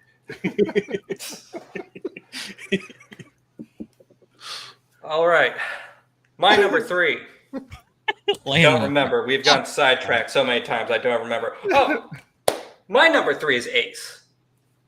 Nice. That's why we had that Ace picture just locked and loaded. Yeah, It that's wasn't why just- I had it so fast. Yeah, it's a dog. It's Batman's dog. It is literally just a dog that Batman trained. I don't think it's that much smarter than a normal dog, but it does come with fun gadgets occasionally. I'm pretty Is sure it it's like still alive? I'm pretty sure it's an yes. I'm pretty sure it's And an it's smarter abused than dog Jason that Todd, he, so like, he does better with animals than rescued. children. Yeah. Yes. That was dark. I apologize. Go ahead. No, I was trying to count how many Robins, like all the Robins 6? have died at least once, but also No, Jason Todd is the only one that's actually died, right? You had what? Dick Grayson, right? yeah. Tim Drake was number 2, right? Mm-hmm. Jason Todd beat to death by Joker. Mm-hmm. The girl Robin, whose name I can't remember because I wasn't reading comic books at the time. I think And she then- gets like her ass whipped, but not to death. I mean, Yeah, they- and then the bastard child of Catwoman, Damien, right? So that's 5. no, that's Talia al Ghul. Oh, you're right. Yeah, because he was right. trained by the assassins. Yeah, so 5. Damien died. Yeah, Damien has died. Slade stabbed him through the chest. Jeez. Carrie Kelly is the Lady Robin. That's right, the redhead with glasses. Mhm. Cool Big Robin, nerd just not my glasses. generation of Robin. Just there's been so many Robins, and so many of them have been dead. So many. Batman's a horrible How many of them have had tugboat pseudo arms? dad. I don't know. If honestly, depending on how many Silver Age comics there are, there's an above 0 chance of Dick Grayson having tugboat arms at one point. That's true. It also depends on your definition of tugboat arms, because Bruce Wayne was a billionaire in an alternate version of this United States. Yeah, You can do with that what you will. Kelvin. Oh God, sorry, that did take me a second. I didn't register at anything what you said until about 10 I seconds got later. it. Yep. Leave I him got alone. it. It's fine. Just roll with Kelvin. it. Segue. What's your number 2? Real quick. Number 2 was my original number 1, and that is Crypto, the super dog. And that one specifically because The Rock voiced him. If anybody has a proxy, me personally. Wait, who voiced Ace in that movie?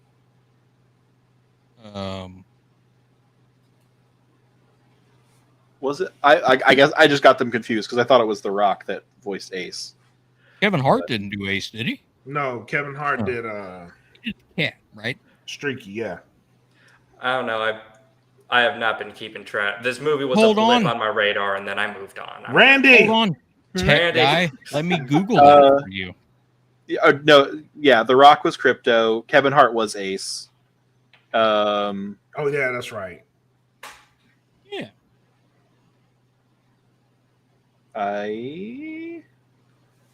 It has a bunch of people named, but not who they played. Why? But yeah, I don't know who voiced Lulu. Was Kate McKinnon. I don't know which one Lulu is. But yeah, not important. But We know who voices Ace in Crypto now. yes, Yes. Yes. Okay. So, Kelvin, why do you like Crypto so much? Well, he is a dog with superpowers, on par with Superman, but as an animal.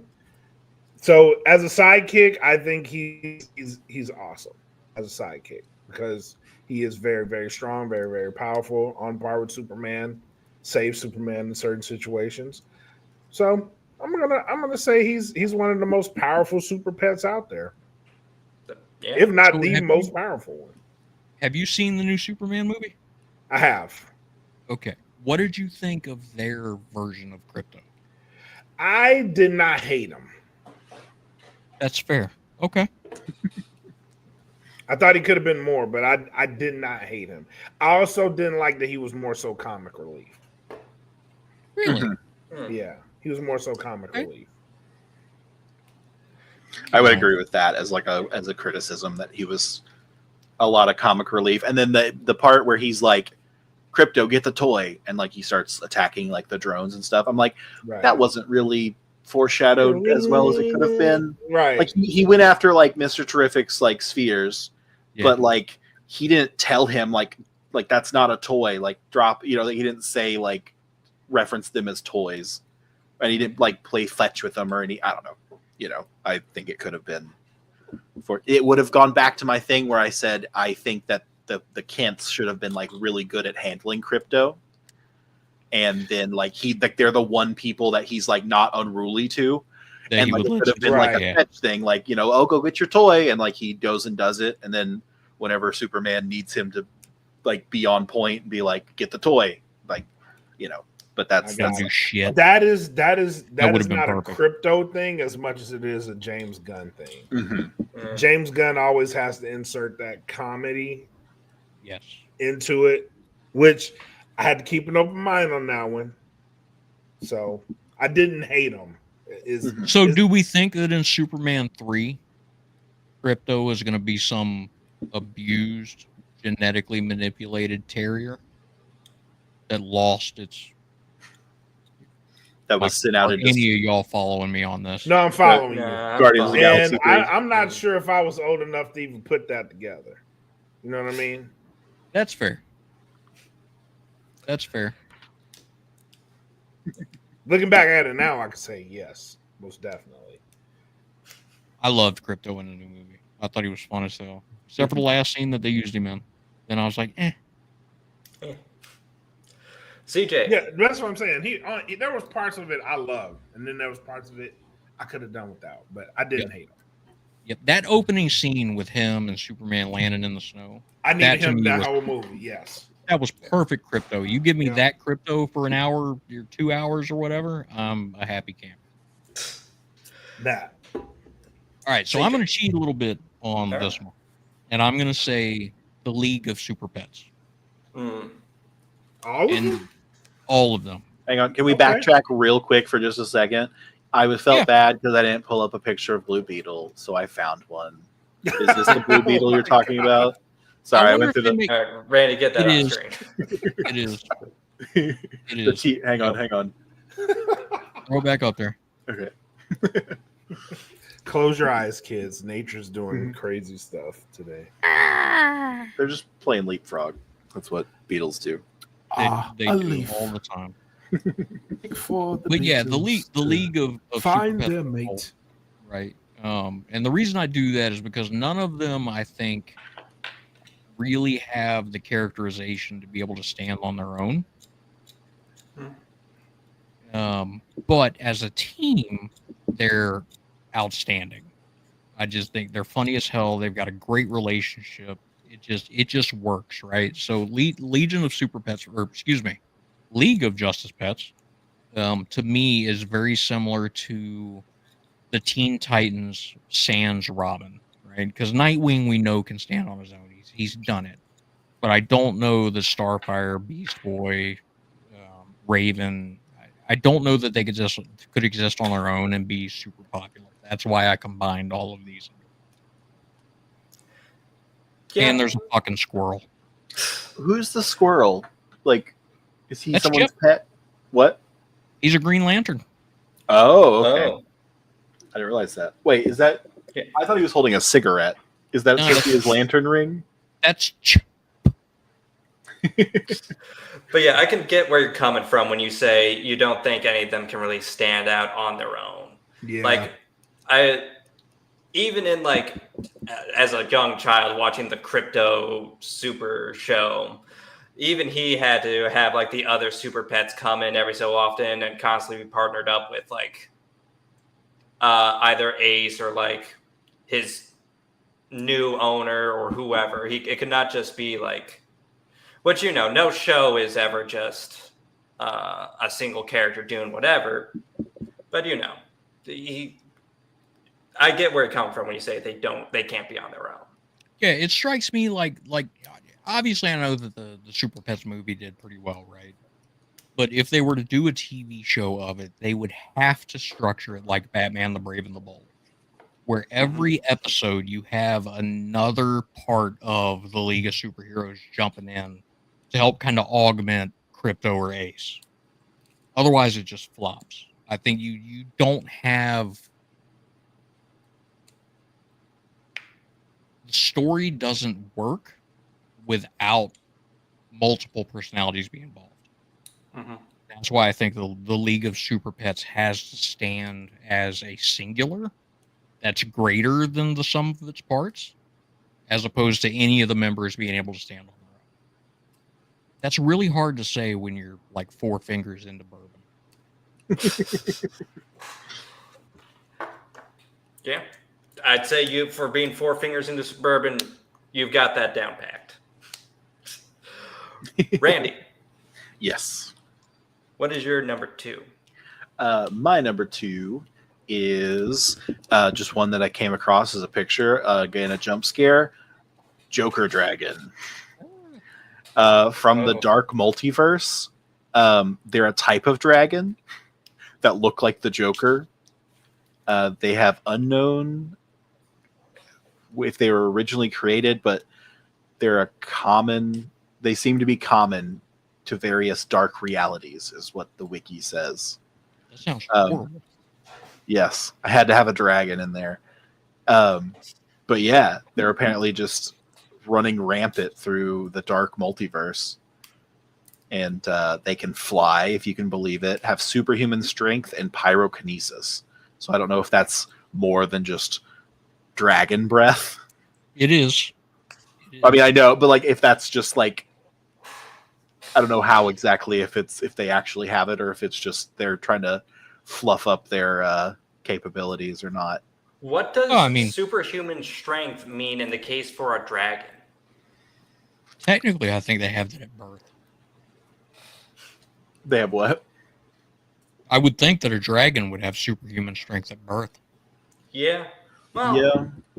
Depends. Like, you know, they have tons of things where like the dragon starts out as like tiny little thing that eventually becomes as big of a house, but there's neither here nor there. Yeah. Are we talking Pern or Game of Thrones? That's really the conversation that we're having here, right? Yeah. How big do these dragons get and how fast they grow and everything? Are they That oriental? I don't know. Their hair is green, it says. Number of limbs is 4, which does that mean they don't have wings? So European. All it shows is like their head. Well, yeah, it's the Joker's face. Of course, they're going to plaster that everywhere they can. Well, I mean, like the body, like the neck goes off screen, and then I don't see it. The Joker I just think that laughs. So it's a I just hope, yeah, I guess. I just hope that this is featured in the Joker 3.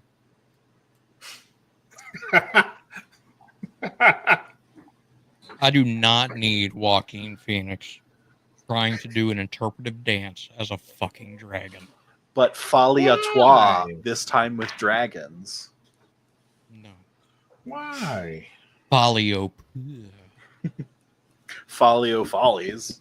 I didn't even go see this movie because, like, I was like, I don't care about No, this. thank you. I like a Lady whole nother Gaga. episode. I like the idea of her being Harley Quinn, but I was not interested in this movie in the slightest. Like, I didn't really care for the first one. I thought it had some interesting moments, and I was like, this is just not a movie that I care about. I love the first This is one. one of those If it was an I love in introductory relationship. movie, exactly. If it was an introductory movie into the Joker and it led to more heinous stuff, then yes, I love that movie. But following that movie with a musical, not good. I forgot it was a musical. Not at all. This is this generation's Conan the Barbarian. Was The first Conan the movie- Barbarian a musical? But the second one may as well have been. yes. Conan the Destroyer is a classic for people in mine and Black's age group. It's just good. There's action, there's muscles, there's Some people may call it boobs, one of those. there's Yes, exactly. the fucking Rule of Steel. It's just It was a good movie. It was a And time then to be you watch the alive. second one, and you're like, "What is this Care Bears shit doing in my Schwarzenegger action film?" Yep. What they do in the second one that like just the writing was bad, or was it like It wasn't the first one. gotcha? I It think wasn't was anywhere near the intentional. first one. Did it become like too popular among like kids, so they made it like kid friendly? Or like Oh no. Well, Okay. with Conan, yes, that's entirely what they did, right? So Yeah. They pushed this movie too fast too. Yeah. even Billy's like, "Move it the fuck along." Yeah, Yeah. sorry. Yeah. I was thinking like, yeah, we should. This is a different topic altogether. Please. All right. Randy. Did we already do your number 2, Randy? Yeah, we did. Yes. That's a dragon. I'm sorry. I'm already lost. Do we have anything in chat? Number 2's in chat. Yes. We Trevor, Rodney Rabbit, Captain Carrot. Looks like he is a like Superman kind of muscly rabbit, is what I'm finding, or a Looney Tunes character, or both. Is he like Captain Vegetable from Sesame Street? I do not know. As for me, Captain Vegetable. Am I dating myself? Do any of you remember this? I don't No. know it. With my carrot and my celery. Afraid I wasn't a PBS kid. Yeah, Eating unfortunately. vegetables is very good for me. Nothing? Mm-mm. I'm not dating myself like that. I refuse. All right. Well, this will All be right. the last Cutting Edge of Heroes I'm allowed to co-host. If we have no other number 2's in chat, Randy, Not that I'm seeing. all right, then I'll go to Billy's. Billy Rhodes, number 2. Lord Deathman, the new 52 version. Just to get an idea of who Lord Deathman is, if you've ever seen those Moon Knight memes where he's just saying off-the-wall shit in a comic panel, that's Lord Deathman. Only he really is published that way. Yep. Lord Deathman is certifiably insane and way overconfident. His only superpower is that he can't die, which at first glance seems like a pretty powerful power to have. But other than that, he is just a regular guy named Larry. So most often he does get himself into situations where he can't really handle. Notable accomplishments include Yoga Master. Knows the super secret martial arts technique of the Dim Mak. That is the insta-kill touch technique they used in the movie The Men Who Stare at Goats. And So it Kill isn't Bill real. Volume 2. Not even in the comics. Sorry, what were you saying? Kill Bill Volume 2, they also use the Yep. Denmark. The fine finger death punch. And Bloodsport, right? Isn't that what he used to break the bricks? No clue. Landon's But like, what he the also- fuck is Bloodsport? But he also knows all the Pokemon and their evolutions. Batman's arch nemesis, self-proclaimed. Totally banged Ra's al Ghul's grandma. It really did actually happen. Really likes Harley Quinn, like to a very worrying degree. The source of his ability to not die is never explained. It is theorized in universe that he has something called Lazarus blood, and it's related to the pits of the same name. But even if that is the case, it couldn't explain how he comes back from one of his deaths that the Lazarus pits wouldn't touch with a 10-foot pole. I like this guy. Is it like he looks like just a skeleton man? Yeah, he Yeah, looks he's like a pretty dope. skeleton man. I like Not got a unless they picture of him, changed Randy? his design for New 52. I am working on it. From New 52. Yeah. I can't remember his New 52 illustration. I remember. Yeah. I think I stopped paying attention when they put Superman in fucking like high hip jeans. So I was like, not my thing. Let's see. I don't know if this is New 52, but this is what popped up when I typed that in. But I like in my head canon, which this is just my head canon. I don't need permission. But But is he just pees in random hot springs and turns them into Lazarus pits? Yes. There actually is more to Randy's number 2. It looked like it was trailing off to his number 1. I just completely glazed over it. Yes. So, for example, for Lord Deathman's deaths,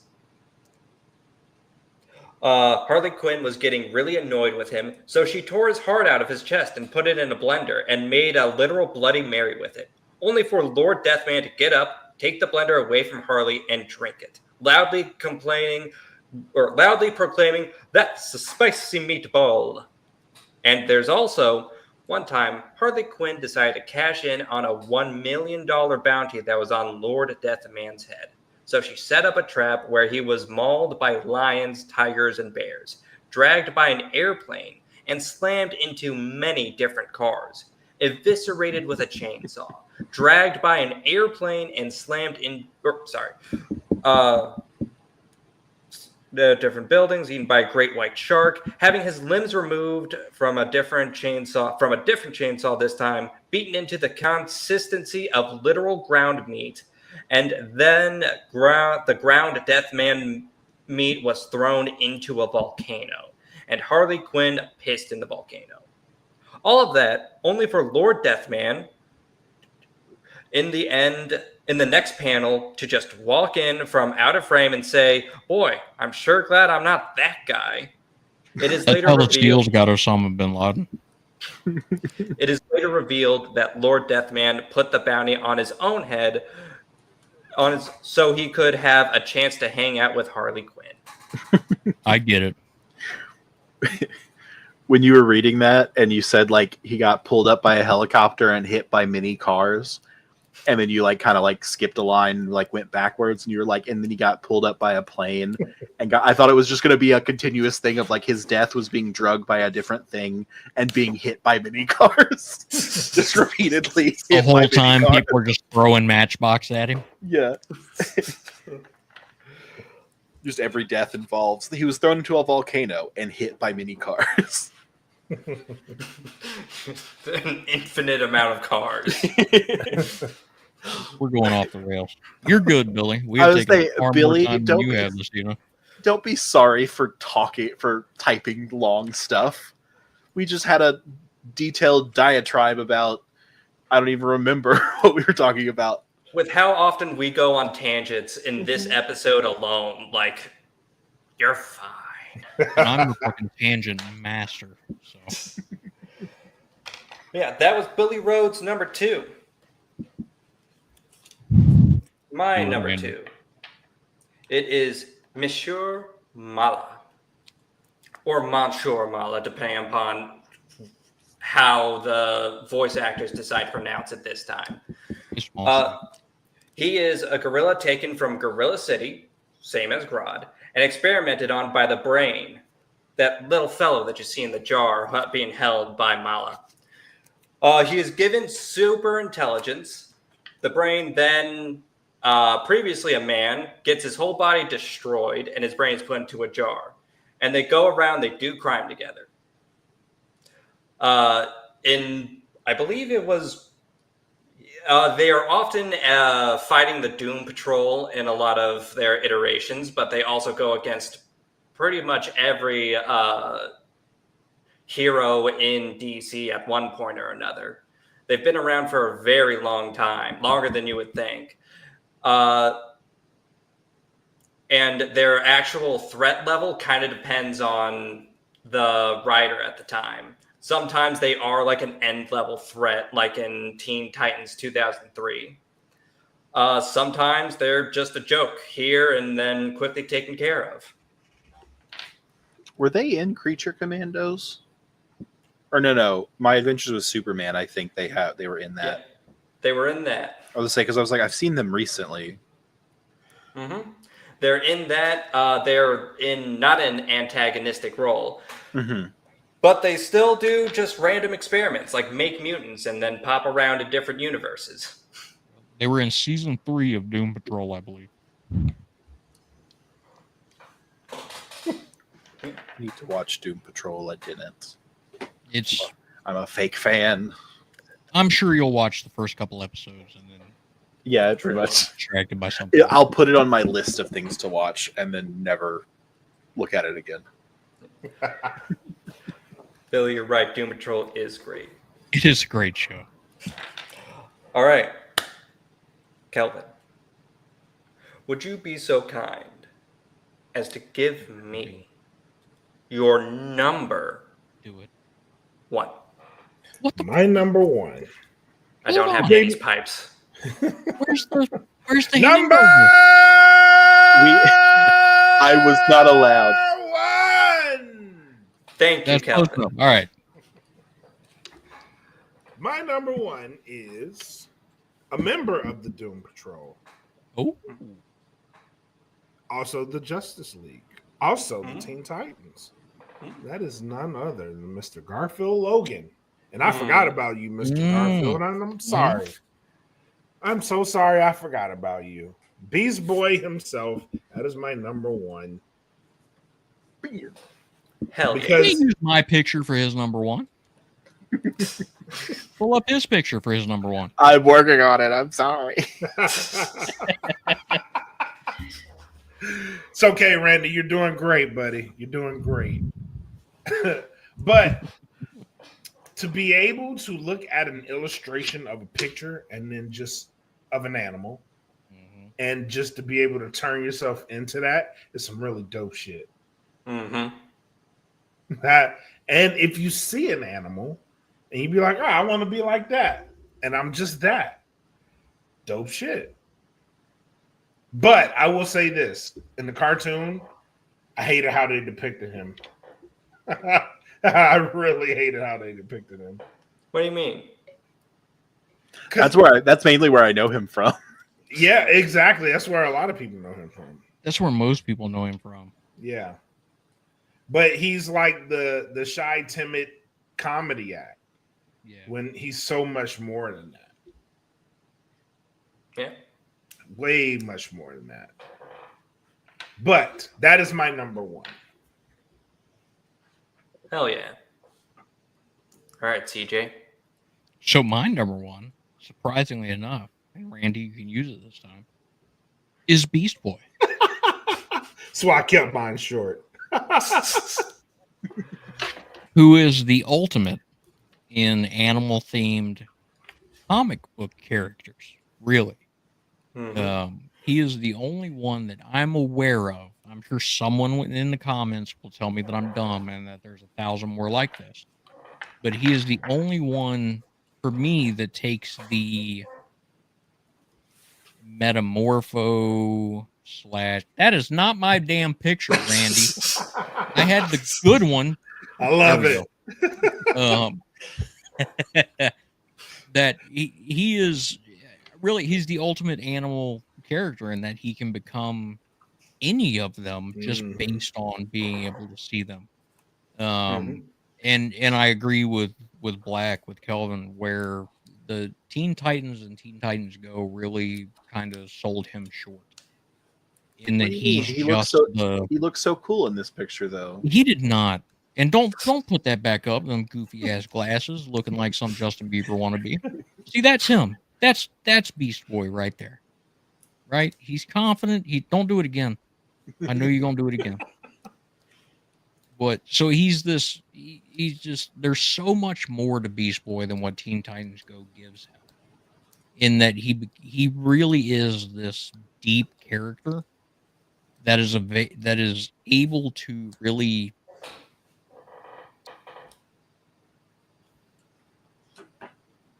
I'm 4 drinks in, so bear with me. Really, in short, he's just badass. He can turn into any fucking animal you can think of just by looking at it. He gets all of their strength, all of their abilities. He can do it at the drop of a hat like nobody else can. Mhm. And he's just cool. Have you guys seen Young Justice? I kind of like his portrayal in that. He's like, I think, a later edition, so I don't know if like he goes along with the like his origin story and stuff. He is much closer in Young Justice than he is in Teen Titans Go. Yeah. And I don't mean this in any way derogatory toward Teen Titans Go. I think that's a great show, but it is very much the Lego Beast Boy versus the live action Beast Boy, if that makes any sense, right? They just they dumb him down to a point that he's relatable to kids in a chibi sort of way. Think Record of Lodoss War season 2, right? That's the Beast Boy that you get in Teen Titans Go. The original is far deeper than what they give him credit for. Right? Yeah, I agree with that. Also, there was a show on HBO, Titans. Mm-hmm. I liked him in that. They did so good with him in that. I liked him in that. Yeah, for anybody in the comments that got turned off by Titans because Robin said fuck at one point, go watch that damn show. That show was really good. Yeah. Hell yeah.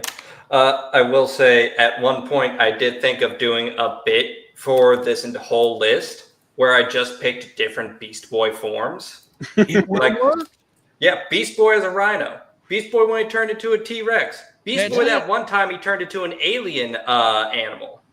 Beast Boy that time he had that cool jacket and glasses. Yeah. No. Billy, it looks like Billy agrees with you on that, Randy. Yeah, I saw that. The only way he could have looked cooler in that picture is if he was chewing on a toothpick and flipping a nickel. That's true. Beast Boy is Razor Ramon. Randy, Mm-hmm. what is your number one? My number one is Crypto. It's recency bias, but it's just from the movie. I loved him in this, and like I agree, he was like maybe, whatever, but like I do love this picture so much. It's a very bad quality picture because it's blown up bigger than it should be. But yeah, I was just like, I don't know why, but like, is that the scene you said you didn't care for him being in, or you said something about the last scene they used him in? It was for me, it was the Lex Luthor scene at the very end in the command thing when they basically made him the Hulk from the Avengers. I was like, yeah, I would say that that whole like bit is kind of whatever. but I love the little hug that he gives him at the end.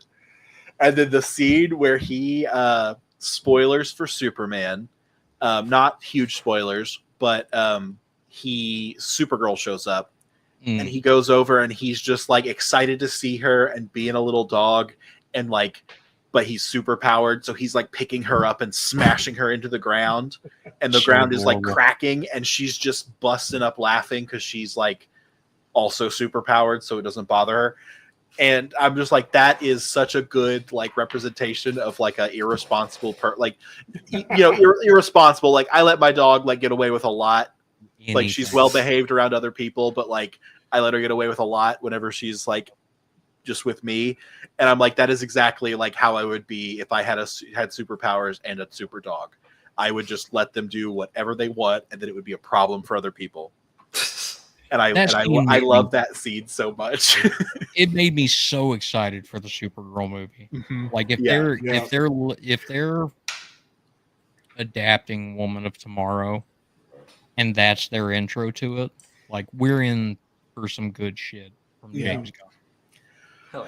But and then like like from the trailers, like early on, it was he's like take me home, and he just like drags him. Well, like it's even in the movie, it even starts out I think even better, where like he's like clearly Superman is like got his ass handed to him, and he like crashes in the ground. He's like calls him, and he comes over, and he just immediately jumps on him, and just like just makes it worse. But then does take him back to like it's like he's unruly. He doesn't always listen, but he does like lock in and stuff. Honestly, the part where like he defends the Fortress of Solitude was the only part where I was like, I don't want to see him fight because I don't want to see him get hurt. Like, and then he does get hurt. But it works. It works. No, it works. But I was like, no. We keep like in D&D. If you have a companion that you don't want hurt, you don't put them in combat. And that's like the agreement. Like they don't do anything significant other than be adorable, and they don't get into significant consequences. You can't do that in movies, man. You gotta.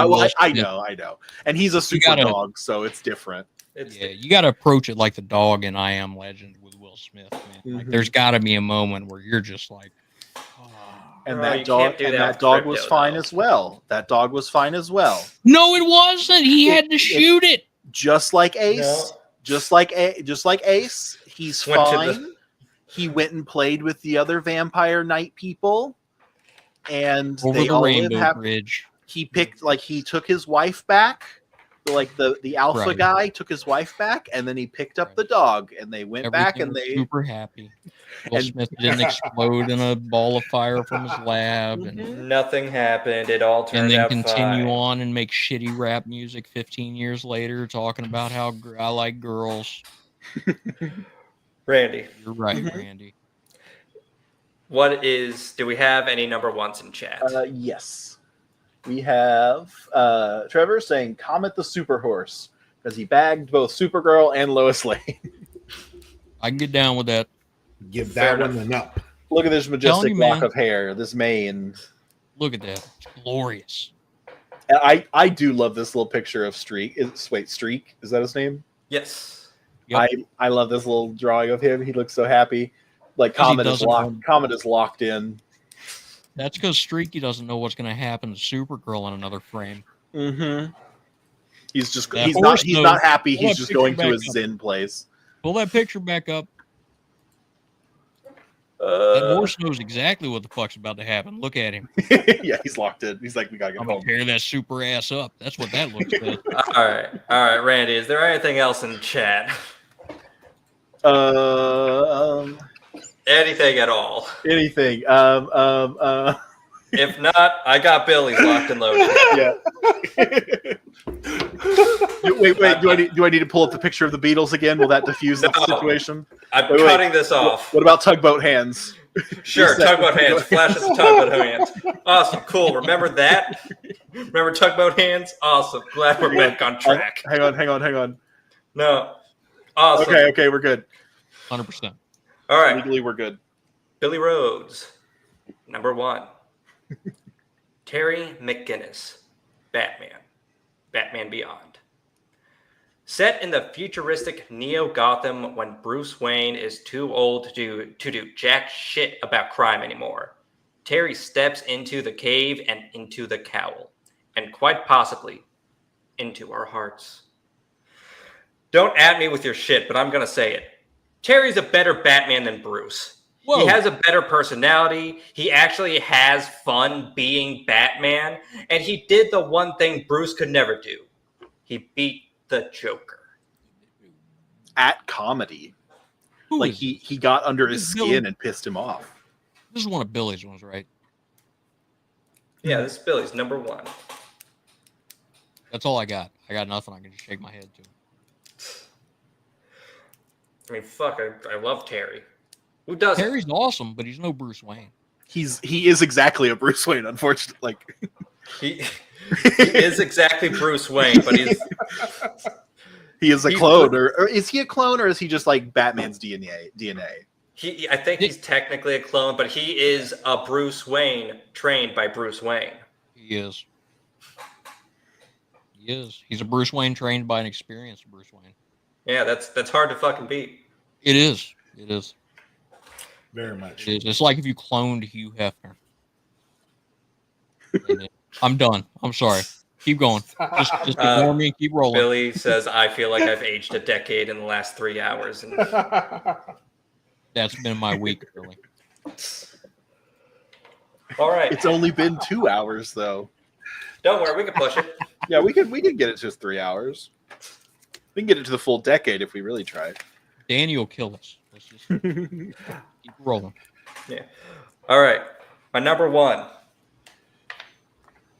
This might be coming out of left field for some of y'all, but it's Detective Chimp. Really? Oh, Yeah, I Detective forgot about Chimp. him too. So did Yeah. I. The one guy that, or one of the few people that if Bruce Wayne cannot solve a mystery on his own, this is one of the people he calls. Yep. Detective Chimp. He has just the average, regular physical abilities of a chimp, which, is impressive. But he also has just incredible intellect and able to solve mysteries just incredibly fast. Even Martian Manhunter, who also moonlights as a detective, is like, yeah, he's way better than me at this. Yeah. Sherlock Holmes with a prehensile tail Exactly. and better teeth. DC's Win-win. Curious George. Yeah. I like that. That's underrated, Randy. That was underrated. Well, because I always say that because he also has he has a big yellow hat. You could have just left that alone. Yeah. Well, he was raised by the man with the big yellow hat, and if you have to explain the joke, no, but like that is. Tell me that Curious George isn't a prequel to this. What is Detective Chimp's name? You gotta stop demeaning the audience, Randy. You have to go into it assuming that they are smart enough to be able to pick up on the puns and the allegories that you're making. The best jokes are the one you have to explain. Yeah. Show don't tell, sir. Show don't tell. I have a picture of him holding Dr. Fate's helmet. Does he become Dr. Fate at some point? Well, where's that at? Show that to us. Well, I'm working on it. He doesn't become Dr. Fate. I don't remember. He might have put on the helmet. So many people have. At least for a little bit. That's but true. like, I think it really is just during one of the stories that involved Fate. He was just like, oh, helmet. Billy Rhodes says he's not an exact clone, talking about Terry. He would technically be Bruce's biological son, and his mom is still his biological mother. Yeah, sure. Wait, so Dr. Chimp. Detective Chimp? Yeah, So Detective Chimp. Detective Chimp did not show up in Doom Patrol. He has shown up in numerous issues of Justice League Dark, though. Yes, he honestly, like, whenever I was looking him up a little bit earlier today, I think his like bio was labeled under the Justice League Dark, like bigger Wikipedia. Yeah, he plays a huge part in that team up. That's a good picture right there where he looks like he's got Bell's palsy. That's a good one. All right. That's amazing. This has been the Hit List. Thank you all for playing along at home. Those of you that did play along. I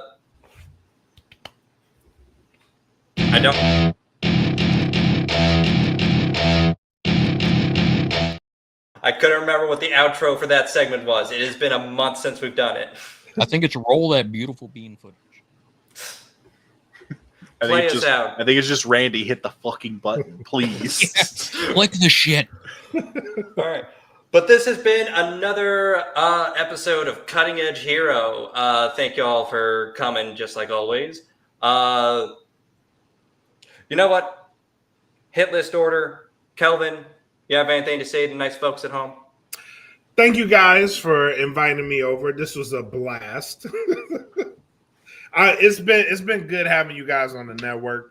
These shows are always dope. Thank you guys for all that you're doing. Randy, even though your face isn't shown, your impact is always felt. So I want to make sure that I extend appreciation to all of you guys. Thank you for everything that you do. As far as me, this week is a big week for us and No Gimmicks. Athena, if you guys know who that is, a wrestler, goes by the name of Athena. Very big wrestler. She's doing an all-women show this weekend here in the DFW area. No Gimmicks will be sponsoring that show, and Hell yeah. it's a very big deal. So please, if you want to support and you can't make the show, go to twitch.tv/Metroplex Wrestling. Again, that is twitch.tv/Metroplex Wrestling. You can get in. No Gimmicks bought 20 gifted subs. So if you tune into this show, there's a very high chance that you will get a gifted sub. You'll be able to watch the show, comment along with everybody that's subscribed to the channel, and you will get a month subscription. So please tune into the show. come hang out with us. I'll be at the show, but I'll most likely be in the chat because I don't have anything to do on the show but watch. So just come out, hang out, be in the chat with us if you can't make the show. But if you are in the Dallas area, come to Bedford, Texas. It's a good time, always. Metroplex Wrestling. They're very good to No Gimmicks. They love the Dat Feeling Podcast Network. They've been checking out the shows, and they're fans of all of you guys. So please, let's extend that support back to them. Tune into the show and give them some support. And that is all I got. CJ, what do you have to say to nice folks? So, one, just appreciate you guys letting me come on here and actually use my voice instead of my fingers to talk shit and be a disruption to the show. Definitely appreciate that. For anybody watching, definitely check out Nightmares and Nerdscapes on YouTube. Appreciate everybody's support there. For the folks that have already subscribed, we actually topped 20,000 subs today as of this morning. So thank you to everyone that has played a part in that. That is 20,000 times larger than I ever expected to be. So I want to thank everybody for that. But again, just to kind of piggyback on what Kelvin said, to use the corporate lingo, MPX Wrestling does an amazing show every Saturday night. As a wrestling fan, I'm subscribed using my Amazon Prime subscription. So if you're signed up for Amazon Prime, sign up for Twitch and subscribe that way. It's cheap for you, and MPX still sees a little bit of a boost from it. But from a storyteller standpoint, which it's going to sound kind of goofy, I think, from people coming from people that know me, but I consider myself a storyteller. MPX does an amazing job with the narrative of their shows. So if you have any interest in wrestling at all, please check out MPX and check out Who Runs the World this weekend on Saturday. I will be there with my heel persona talking shit the entire time because the announcer for the MPX shows, Matt Andrews, will be on there. So I will be giving him a rash of shit the entire time. Hopefully Kelvin will warn him ahead of time. But I won't. I love the chaos. But yeah, other than that, just again, Landon, Danny, if you're listening or watching, thank you very, very much for asking me to come on. It has been an absolute blast. Yeah, this was a blast, man. And I definitely appreciated it. It made my week. So thank you all. Thank you. And Randy, do you have anything to say? I appreciate all you guys, and thanks for coming on, and everybody in the chat. And yeah, this is always fun. This is always also a highlight of my week whenever people put up with my BS. You're doing a great job, Randy. I get to ramble and go on tangents, and no one's here to stop me. Or Landon will stop me, but he lets me go on longer than Danny does. And then Danny even lets me go on a little too long, I think, sometimes. Knock it off, Randy. You're going off on a tangent. Exactly. I can't go down and smack you like Danny does whenever you're talking too much. Exactly. I can't be hit because I'm in my little cave here. But yeah, Kelvin, CJ, thank both of you for coming on. And honestly, you thanked us for having you on, but honestly, you all are really helping us by coming on. You both are fantastic. You really helped with the show today, and I truly do just thank you. And to everybody at home, thank you again for watching. I say this every week, but every week it's just more and more true. If you were not watching right now, we would be just talking to the walls. You being here are the part that actually makes this a show. And while we would just talk to the walls gladly, we're glad to have you all talk back every once in a while. And sometimes put us in our place. Absolutely. 100%. But this has been Cutting Edge Hero. And we'll see you next time.